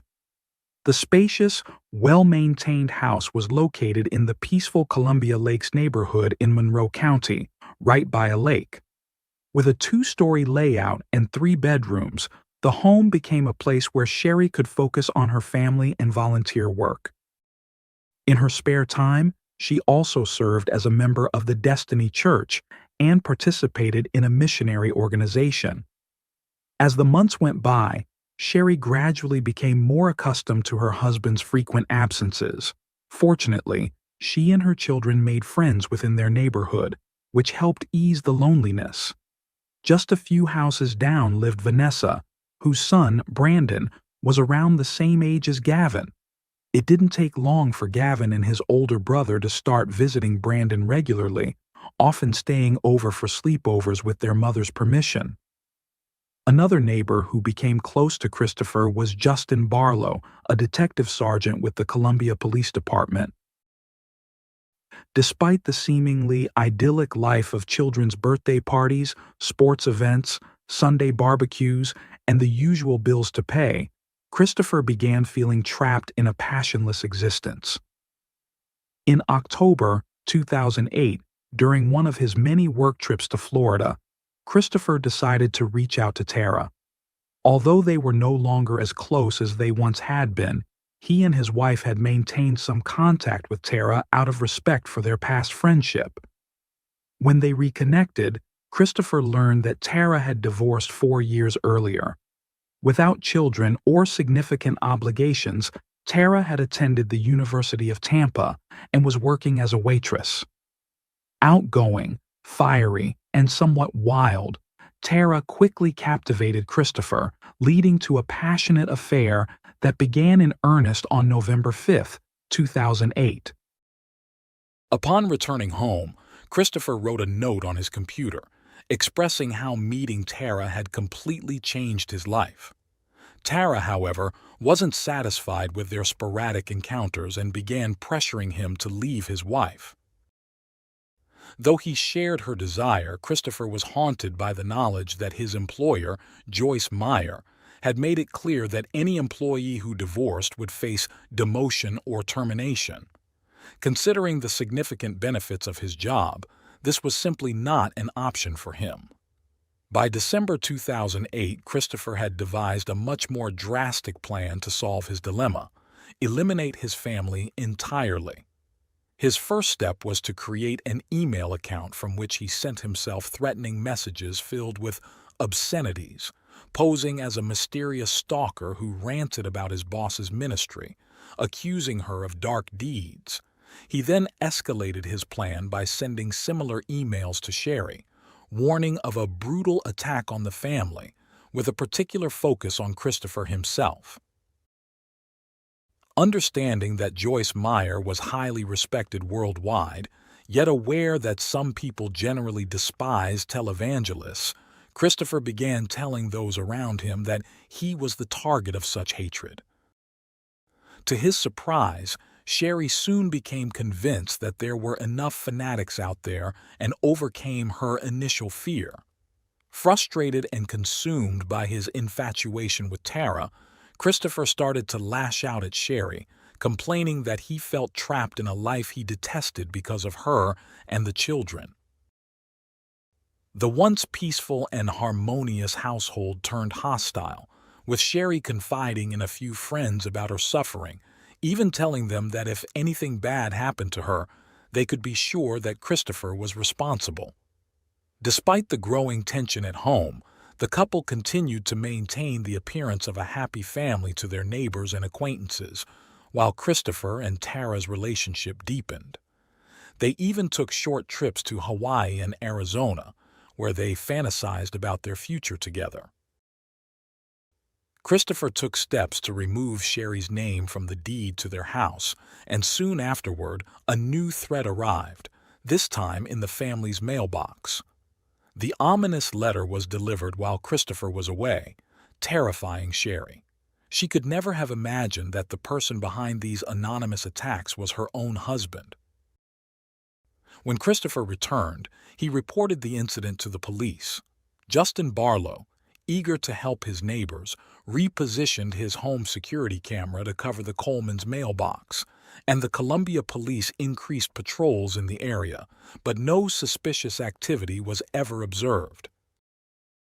Meanwhile, Christopher did everything he could to keep Tara from leaving him, promising her that he would hand Sherry the divorce papers on May 5, 2009. He even gave Tara an engagement ring, which she accepted with joy. They tentatively planned their wedding for January 2010. Tara registered on wedding websites and began searching for houses for them to move into together. They also planned to take a Caribbean cruise on June 14, 2009, and even discussed baby names for the child they dreamed of having. Christopher documented all these details on his computer, and his phone contained numerous explicit selfies and videos he had exchanged with Tara over the months. By late April 2009, with a clear plan in mind, Christopher purchased a can of red spray paint from a store in St. Louis, keeping the receipt in his desk instead of discarding it. On the night of Monday, May 4, 2009, Garrett, who had just turned 11 4 days earlier, was at Vanessa's house with Gavin. Since Brandon's 9th birthday was the next day, Garrett asked if they could stay over so they could be the first to wish him a happy birthday. Vanessa, smiling from ear to ear, told him to run home, ask his mother, and pack their school bags. Garrett ran back home, but returned shortly after with slumped shoulders. His father had told him it wasn't a suitable occasion and that they needed to be home by 8:30 p.m. Although Vanessa was puzzled and disappointed, she respected their decision, promising the boys they could have a sleepover the following Saturday instead. At the designated time, she and Brandon said goodbye to their neighbors. That evening, Sherry, Garrett, Gavin, and Christopher had dinner together in a tense silence, only interrupted by the usual chatter of the children. A few hours later, in the early hours of Tuesday, May 5, 2009, when everyone was sound asleep, Christopher finally carried out his gruesome plan, leaving behind a horrifying scene with chilling messages spray-painted on the walls. He then got into his car, and as he drove out of the garage, Justin Barlow's security camera captured him. At 5:43 a.m., Christopher began his drive toward southern St. Louis County. Along the way, he dialed his wife's number and left her a voicemail. After that, he sent her a text message and tried calling again as he headed back home. The investigation later revealed that he took a much longer route than usual on his return.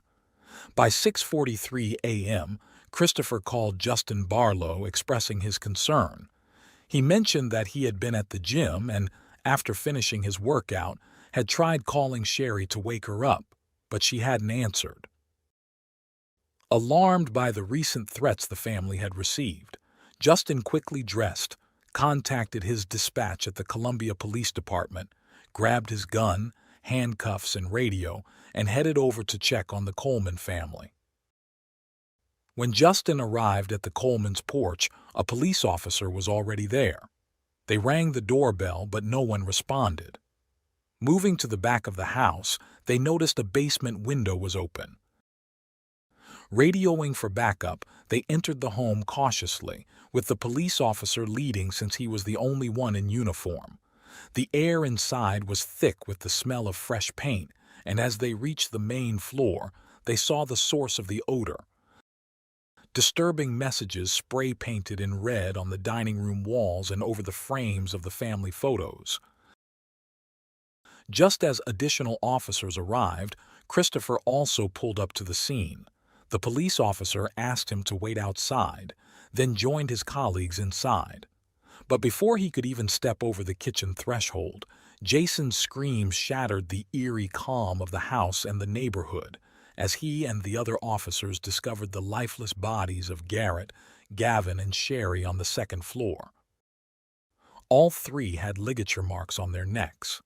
Justin struggled to keep his composure, aware that Christopher might be the person they were looking for. When the officers returned to the street to inform Christopher of the grim discovery, he collapsed to the ground, sobbing and seemingly in shock. Soon after, his father and his boss, Joyce Meyer, arrived and did their best to console him, seating him in an ambulance. Strangely, Christopher never asked what exactly had happened to his family. Christopher was later taken to the police station, where he told investigators that Sherry had been alive when he left the house at 5:45 a.m. to go to the gym. When asked if they had argued the night before, he denied it, claiming that she had fallen asleep in his arms while they watched a movie on the couch. However, the officers noticed scratches on his arms, and when questioned about them, Christopher couldn't explain how he had gotten them. He also revealed that he and Sherry had experienced some marital issues toward the end of 2008, but had resolved them with the help of a therapist. Meanwhile, as the time for school approached, Vanessa finally noticed the police presence outside the Coleman home. Seeing the yellow crime scene tape encircling the house sent a chill down her spine. The once peaceful neighborhood was now the scene of a horrific crime, drawing national attention. Throughout the day, police searched for clues, even sending divers into the nearby lake and examining storm drains. Medical reports, including autopsy results, indicated that the victims had died between 3 o'clock and 5 a.m. Behind the scenes, the Columbia Police Department was determined to do whatever it took to find the person responsible for this brutal attack. Christopher, meanwhile, made arrangements for the funeral and burial to be held in Chester, going back on his initial offer to Sherry's family to have a service in Chicago so that all her relatives could attend. Upset by this, Sherry's mother and brother, who lived in the Chicago suburbs, took legal action to enforce the original plan. Eventually, they reached an agreement that included a funeral in Chester on Saturday, a visitation in the Chicago area on Monday, and a burial planned for Tuesday at Evergreen Cemetery in Chester. On Tuesday, May 12, 2009, family and loved ones gathered to say their final goodbyes to Sherry, Gavin, and Garrett. Later, in a trembling voice, Sherry's mother spoke to the media, expressing hope that their tragedy might save others from similar fates. As the investigation progressed, Detectives found it suspicious that the primary target of the supposed threats, Christopher, had somehow emerged unscathed. This was compounded by surveillance footage from the neighbor's security camera, which showed that by the time Christopher left in his car, his family had already been killed, and no one else had entered the house afterward. The idea that someone would target a well-known bodyguard like Christopher also seemed far-fetched. Interviews with Sherry's friends revealed the marital discord, but a crime driven by such motives didn't seem entirely plausible either. Unwilling to leave any stone unturned, the investigation team had a forensic computer expert track Christopher's activities on his laptop, searching for any clues that might expose the truth behind the tragedy. Soon, Christopher's affair with Tara was uncovered, leading detectives to travel to Florida to interview her. When the news leaked to the press, a lawyer hired by Christopher claimed he had no knowledge of anyone by that woman's name. Around that time, Christopher, accompanied by his parents, visited the cemetery. While searching for digital evidence that could link him to the crime, the forensic expert discovered that the anonymous letters had been generated on Christopher's laptop using his work login. Additionally, handwriting experts analyzed the red spray-painted graffiti and concluded that the writing matched Christopher's. Further damning evidence came to light when a detective found a receipt on Christopher's desk for red paint, matching the brand and type used in the crime scene graffiti. When it was finally determined that no DNA other than Christopher's was found on the victims, the investigative team was confident they had their man.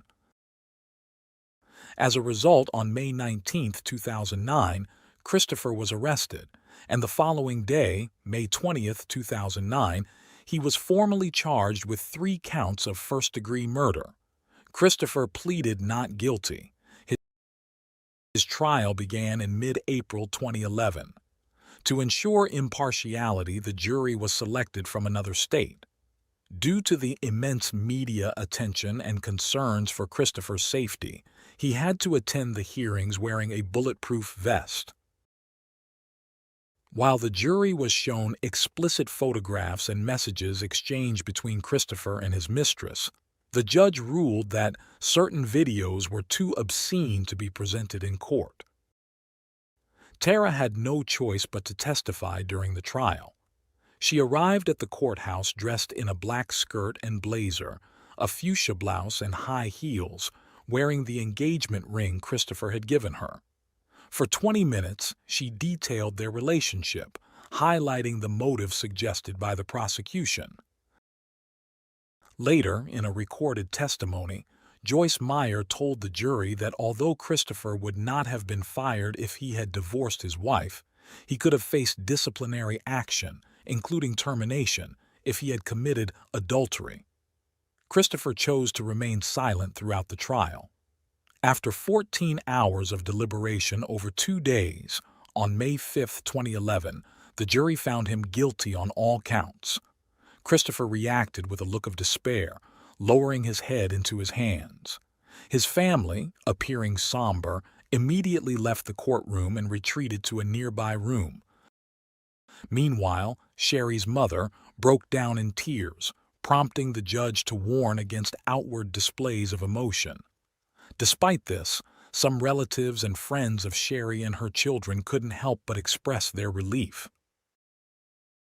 Around 8 p.m., as Christopher was led into the sheriff's vehicle, a crowd of about 150 people cheered along the cordoned-off path from the courthouse exit, with some drivers even honking their car horns in support.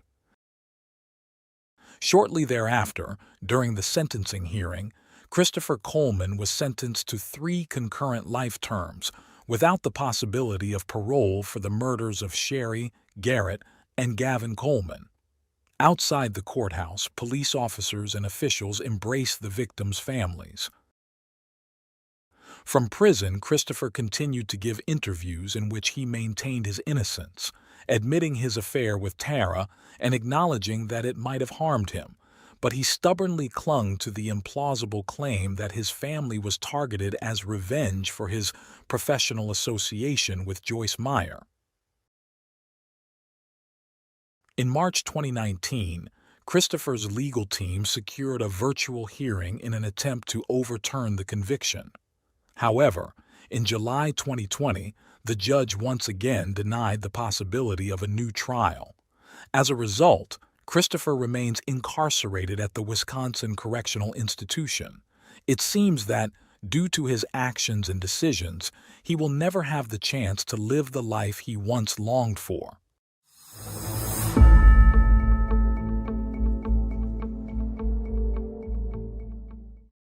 Thanks for tuning in to Unreal True Crime. If you're intrigued by mysteries from around the world, check out our new channel, Latin Crimes, where we dive into the gripping true crime stories of Latin America. Don't miss out.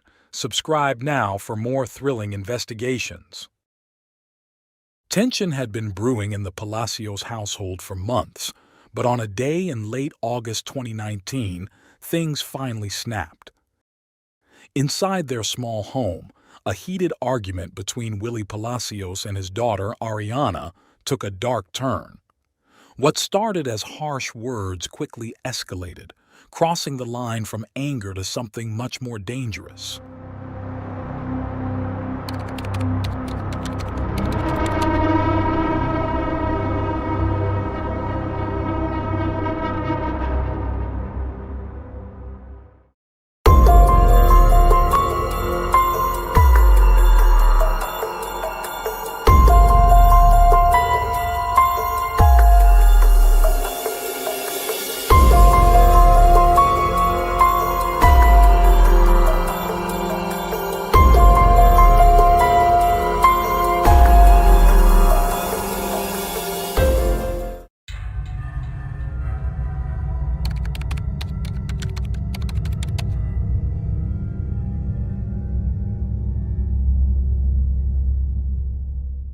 Ariana Palacios was born in the late 1980s in Argentina.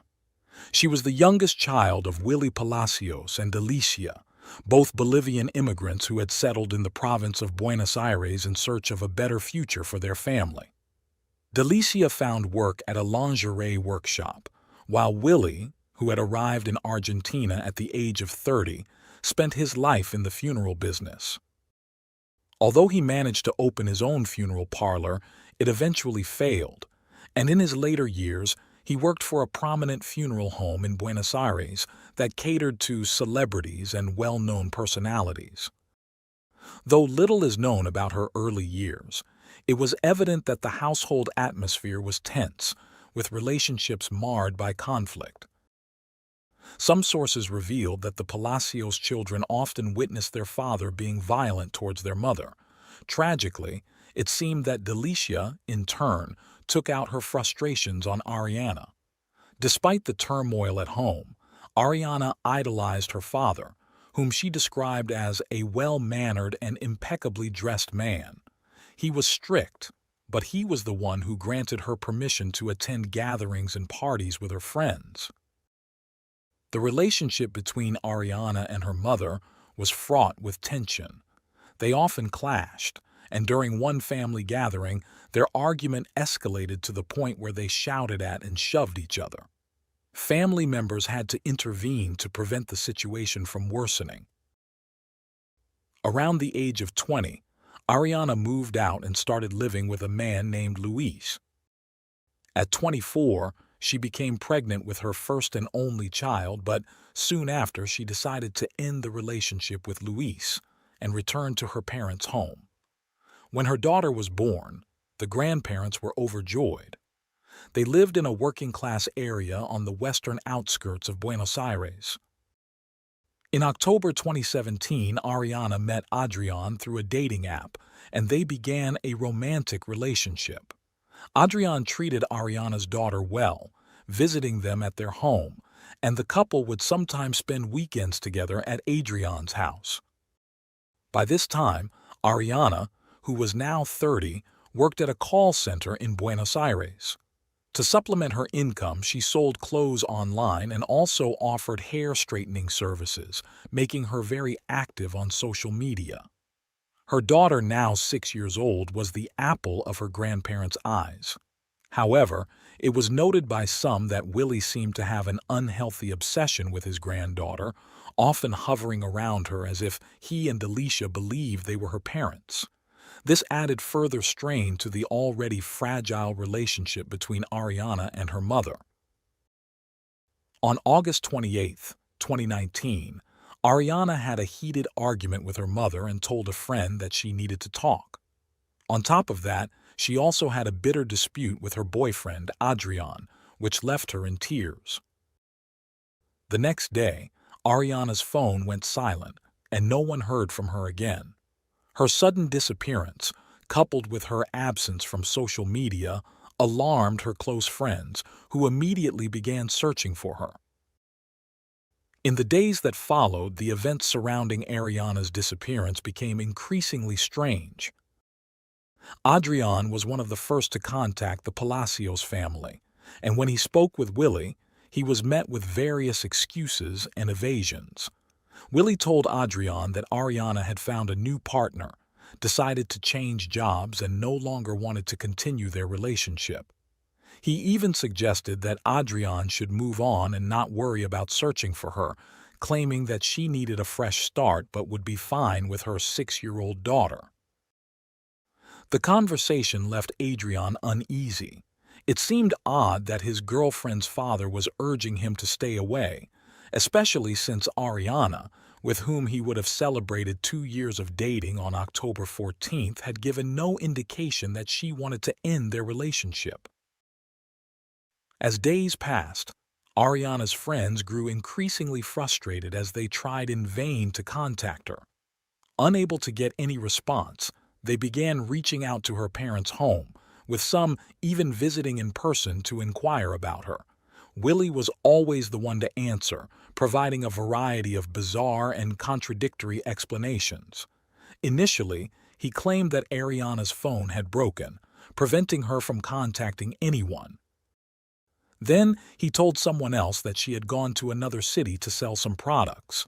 To another friend, he suggested that Ariana was likely with a new boyfriend, as she had a habit of frequently changing partners, and that was why she wasn't responding to anyone. As her friends' desperation grew, the family's apparent lack of concern only deepened their worry. They started coordinating among themselves, reaching out to Adrian and even contacting Ariana's co-workers in search of any information.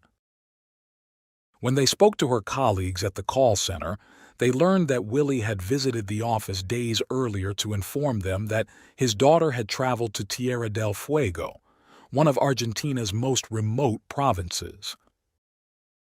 Noelia, who had been Ariana's close friend since childhood, took it upon herself to lead the search for her missing friend. She was well aware of the tensions between Ariana and her mother, the deep love Ariana had for her daughter, and the frequent arguments she had with her boyfriend. Despite these issues, Ariana had never expressed a desire to flee, making her sudden disappearance all the more puzzling and alarming to Noelia. Determined to take action, Noelia reached out to 2 mutual friends who were also concerned. The 3 of them, like amateur detectives, set out to piece together the clues. They spoke with Adrian, who confided in them that he found Willie's behavior highly suspicious. As concern grew, Ariana's friends began applying pressure on her family. They called daily, knocked on the door repeatedly, and persistently asked for information, urging the family to report Ariana's disappearance to the authorities. They were convinced that Ariana would never abandon her daughter for such a long time without any contact, especially since she was always attentive to her needs. The situation seemed increasingly bizarre. When asked about Ariana's whereabouts, Willie would offer vague and unconvincing explanations, often stating that she had left to clear her head and that it was better for her to forget about her troubles with Adrian. However, The Palacios family consistently refused to involve the police. On September 19th, nearly 20 days after her disappearance, Ariana's phone suddenly became active again.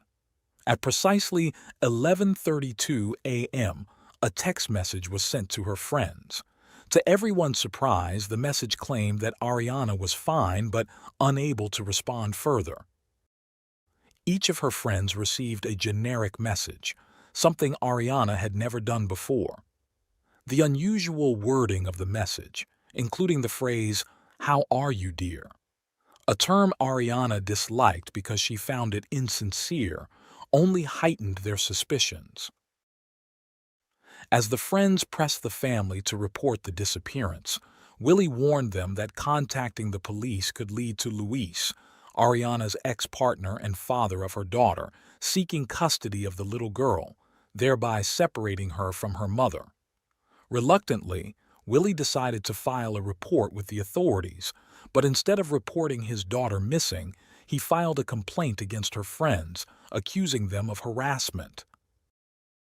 Despite the family's resistance, Noelia mustered the courage to go to the local police station to report that her friend had been missing for over 20 days without any explanation.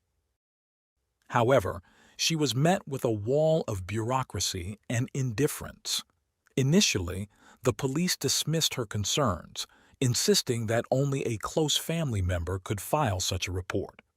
Even after explaining the strained relationship with Ariana's family, the police were uncooperative. After days of persistence, on the afternoon of Wednesday, September 25th, Noelia returned to the precinct with evidence, showing the social media posts she had made about Ariana's disappearance. It was only then that the police took her seriously and initiated an official investigation into Ariana's whereabouts. A few days later, the most shocking and horrifying revelation came to light within Ariana's family. Under mounting pressure, Willie broke down and confessed to his son Mauricio that on the morning of August 28th he had killed Ariana during a heated argument, stabbing her with a knife. He then buried her body in the backyard of their home. Mauricio, who had always had a strained relationship with his father and knew of his violent tendencies, was stunned by the confession. He immediately went to the authorities and relayed everything Willie had told him. The prosecutor ordered the immediate arrest of Willie and the preservation of the crime scene. Willie, 62 years old, was arrested and charged with aggravated homicide, both due to his relationship with the victim and the fact that the crime was femicide. During his interrogation, Willie confirmed his earlier confession, admitting that he had attempted to cover up the crime by providing false leads and contradictory stories to Ariana's friends. He revealed that he had purchased a new phone, inserted Ariana's SIM card, and sent text messages pretending to be her, all while she was already dead. Willie explained that the murder took place while his wife was at work. After killing Ariana, he buried her body in a secluded part of the backyard, covering it with plastic sheets that Delicia apparently never noticed. On Monday, September 30th, 2019, police officers, firefighters, and forensic experts arrived at Willie's property to conduct a search. At 10:30 a.m., a police-trained sniffer dog entered the scene and quickly located the spot where Ariana's body was buried. 2 hours later, the experts unearthed her remains from the garden, just a short distance from her former bedroom. It was a grim discovery. The knife used to kill her was still lodged in the left side of Ariana's neck. After nearly 8 hours of work at the crime scene, the partial reconstruction conducted by the police determined that the murder took place inside the house. Forensic tests using luminol revealed positive results on parts of the floor, confirming that the victim's body had been dragged to the spot where her father had buried her. What made the scene even more macabre for the detectives was that Willie had constructed a rabbit hutch directly over the burial site, a place designed for Ariana's daughter and the other grandchildren to play. The forensic autopsy revealed that Ariana had suffered 3 stab wounds to the left side of her neck. While 2 of the wounds were superficial, the third severed the carotid artery and also damaged the larynx, leading to her death within moments. At this point in the investigation, detectives had to rule out the possibility of accomplices and clarify many doubts regarding the involvement of Ariana's family circle. It was hard to believe that none of her closest relatives had noticed anything unusual after such a violent confrontation and a horrific crime. Even more striking was the fact that the investigation had been initiated by a friend's persistence rather than by a direct family member. One of Ariana's friends recalled a message from Ariana shortly before her disappearance, in which Ariana mentioned having a heated argument with her mother, hinting that her mother was not who she seemed to be. That was the last message she received from Ariana's phone. The fact that most of the family resisted filing a missing person report was one of the significant questions investigators wanted to clear up. In his statement to the authorities, Adrian highlighted that the relationship between Ariana and her mother had been strained since mid-July.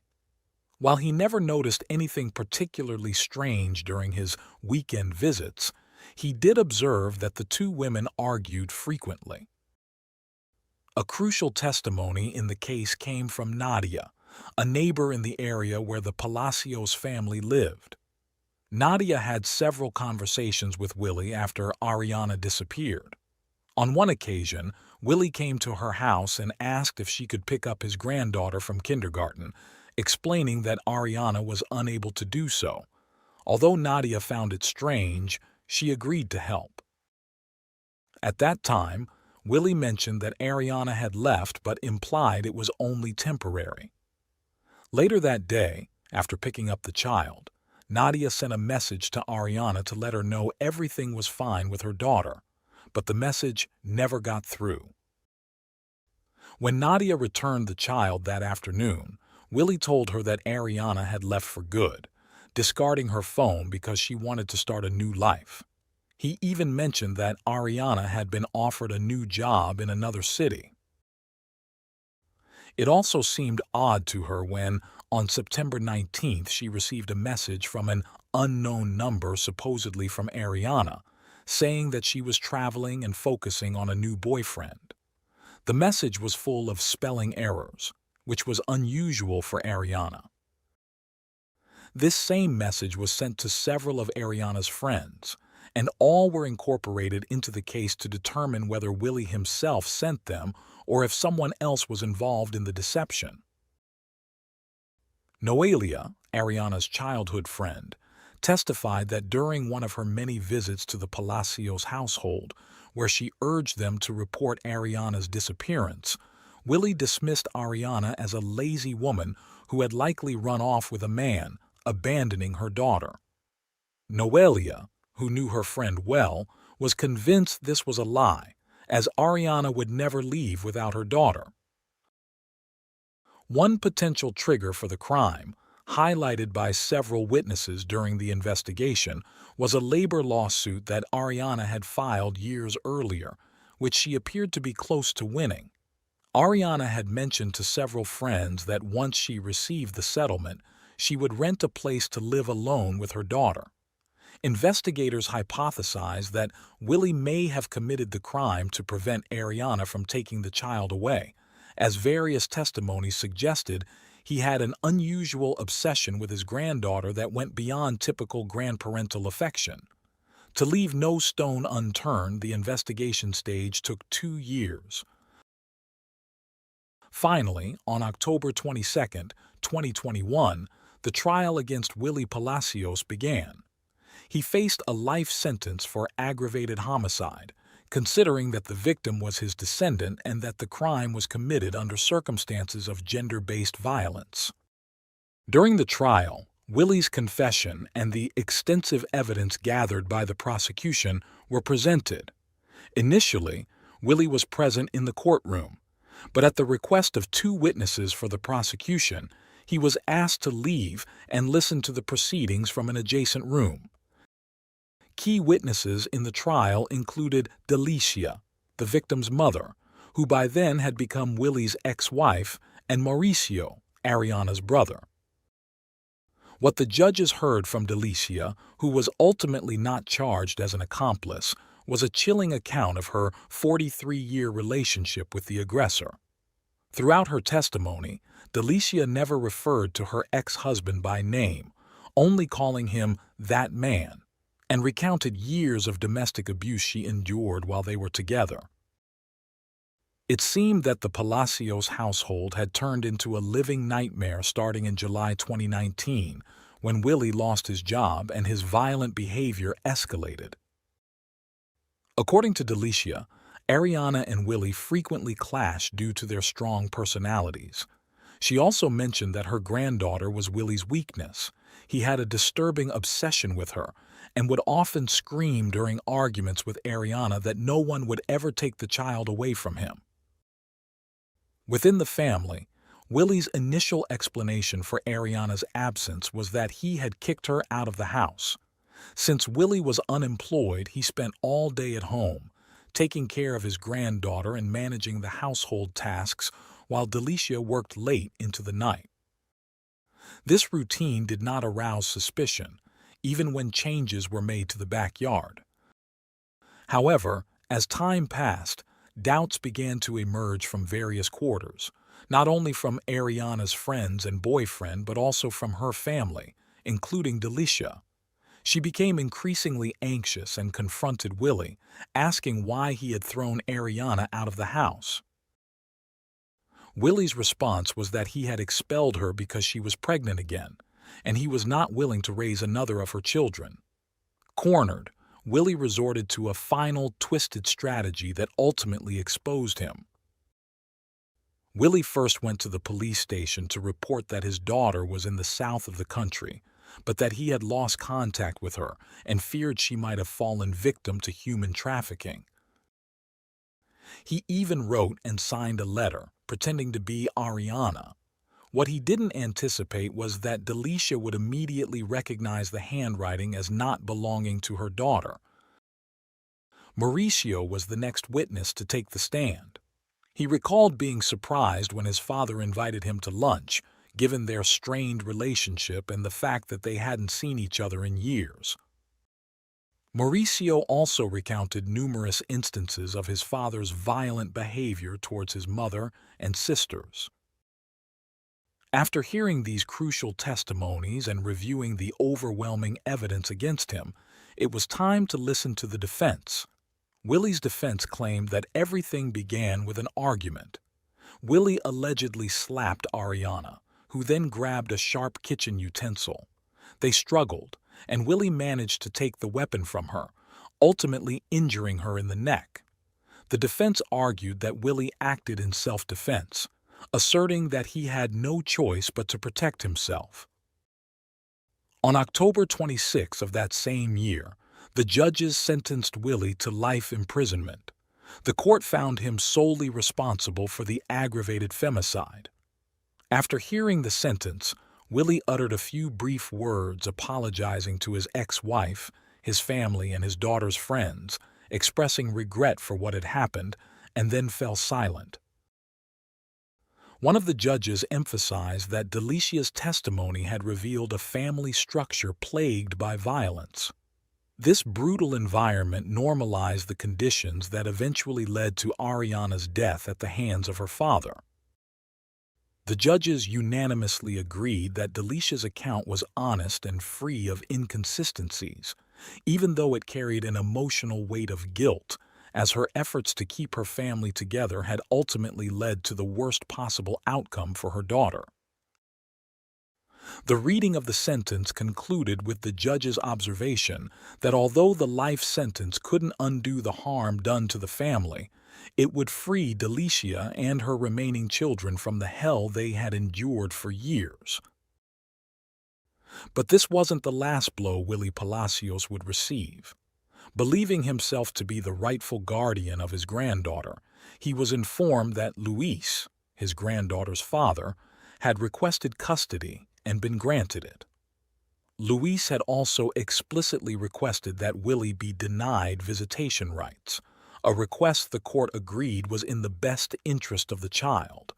For the obsessed grandfather, this punishment may have been even worse than the life sentence itself.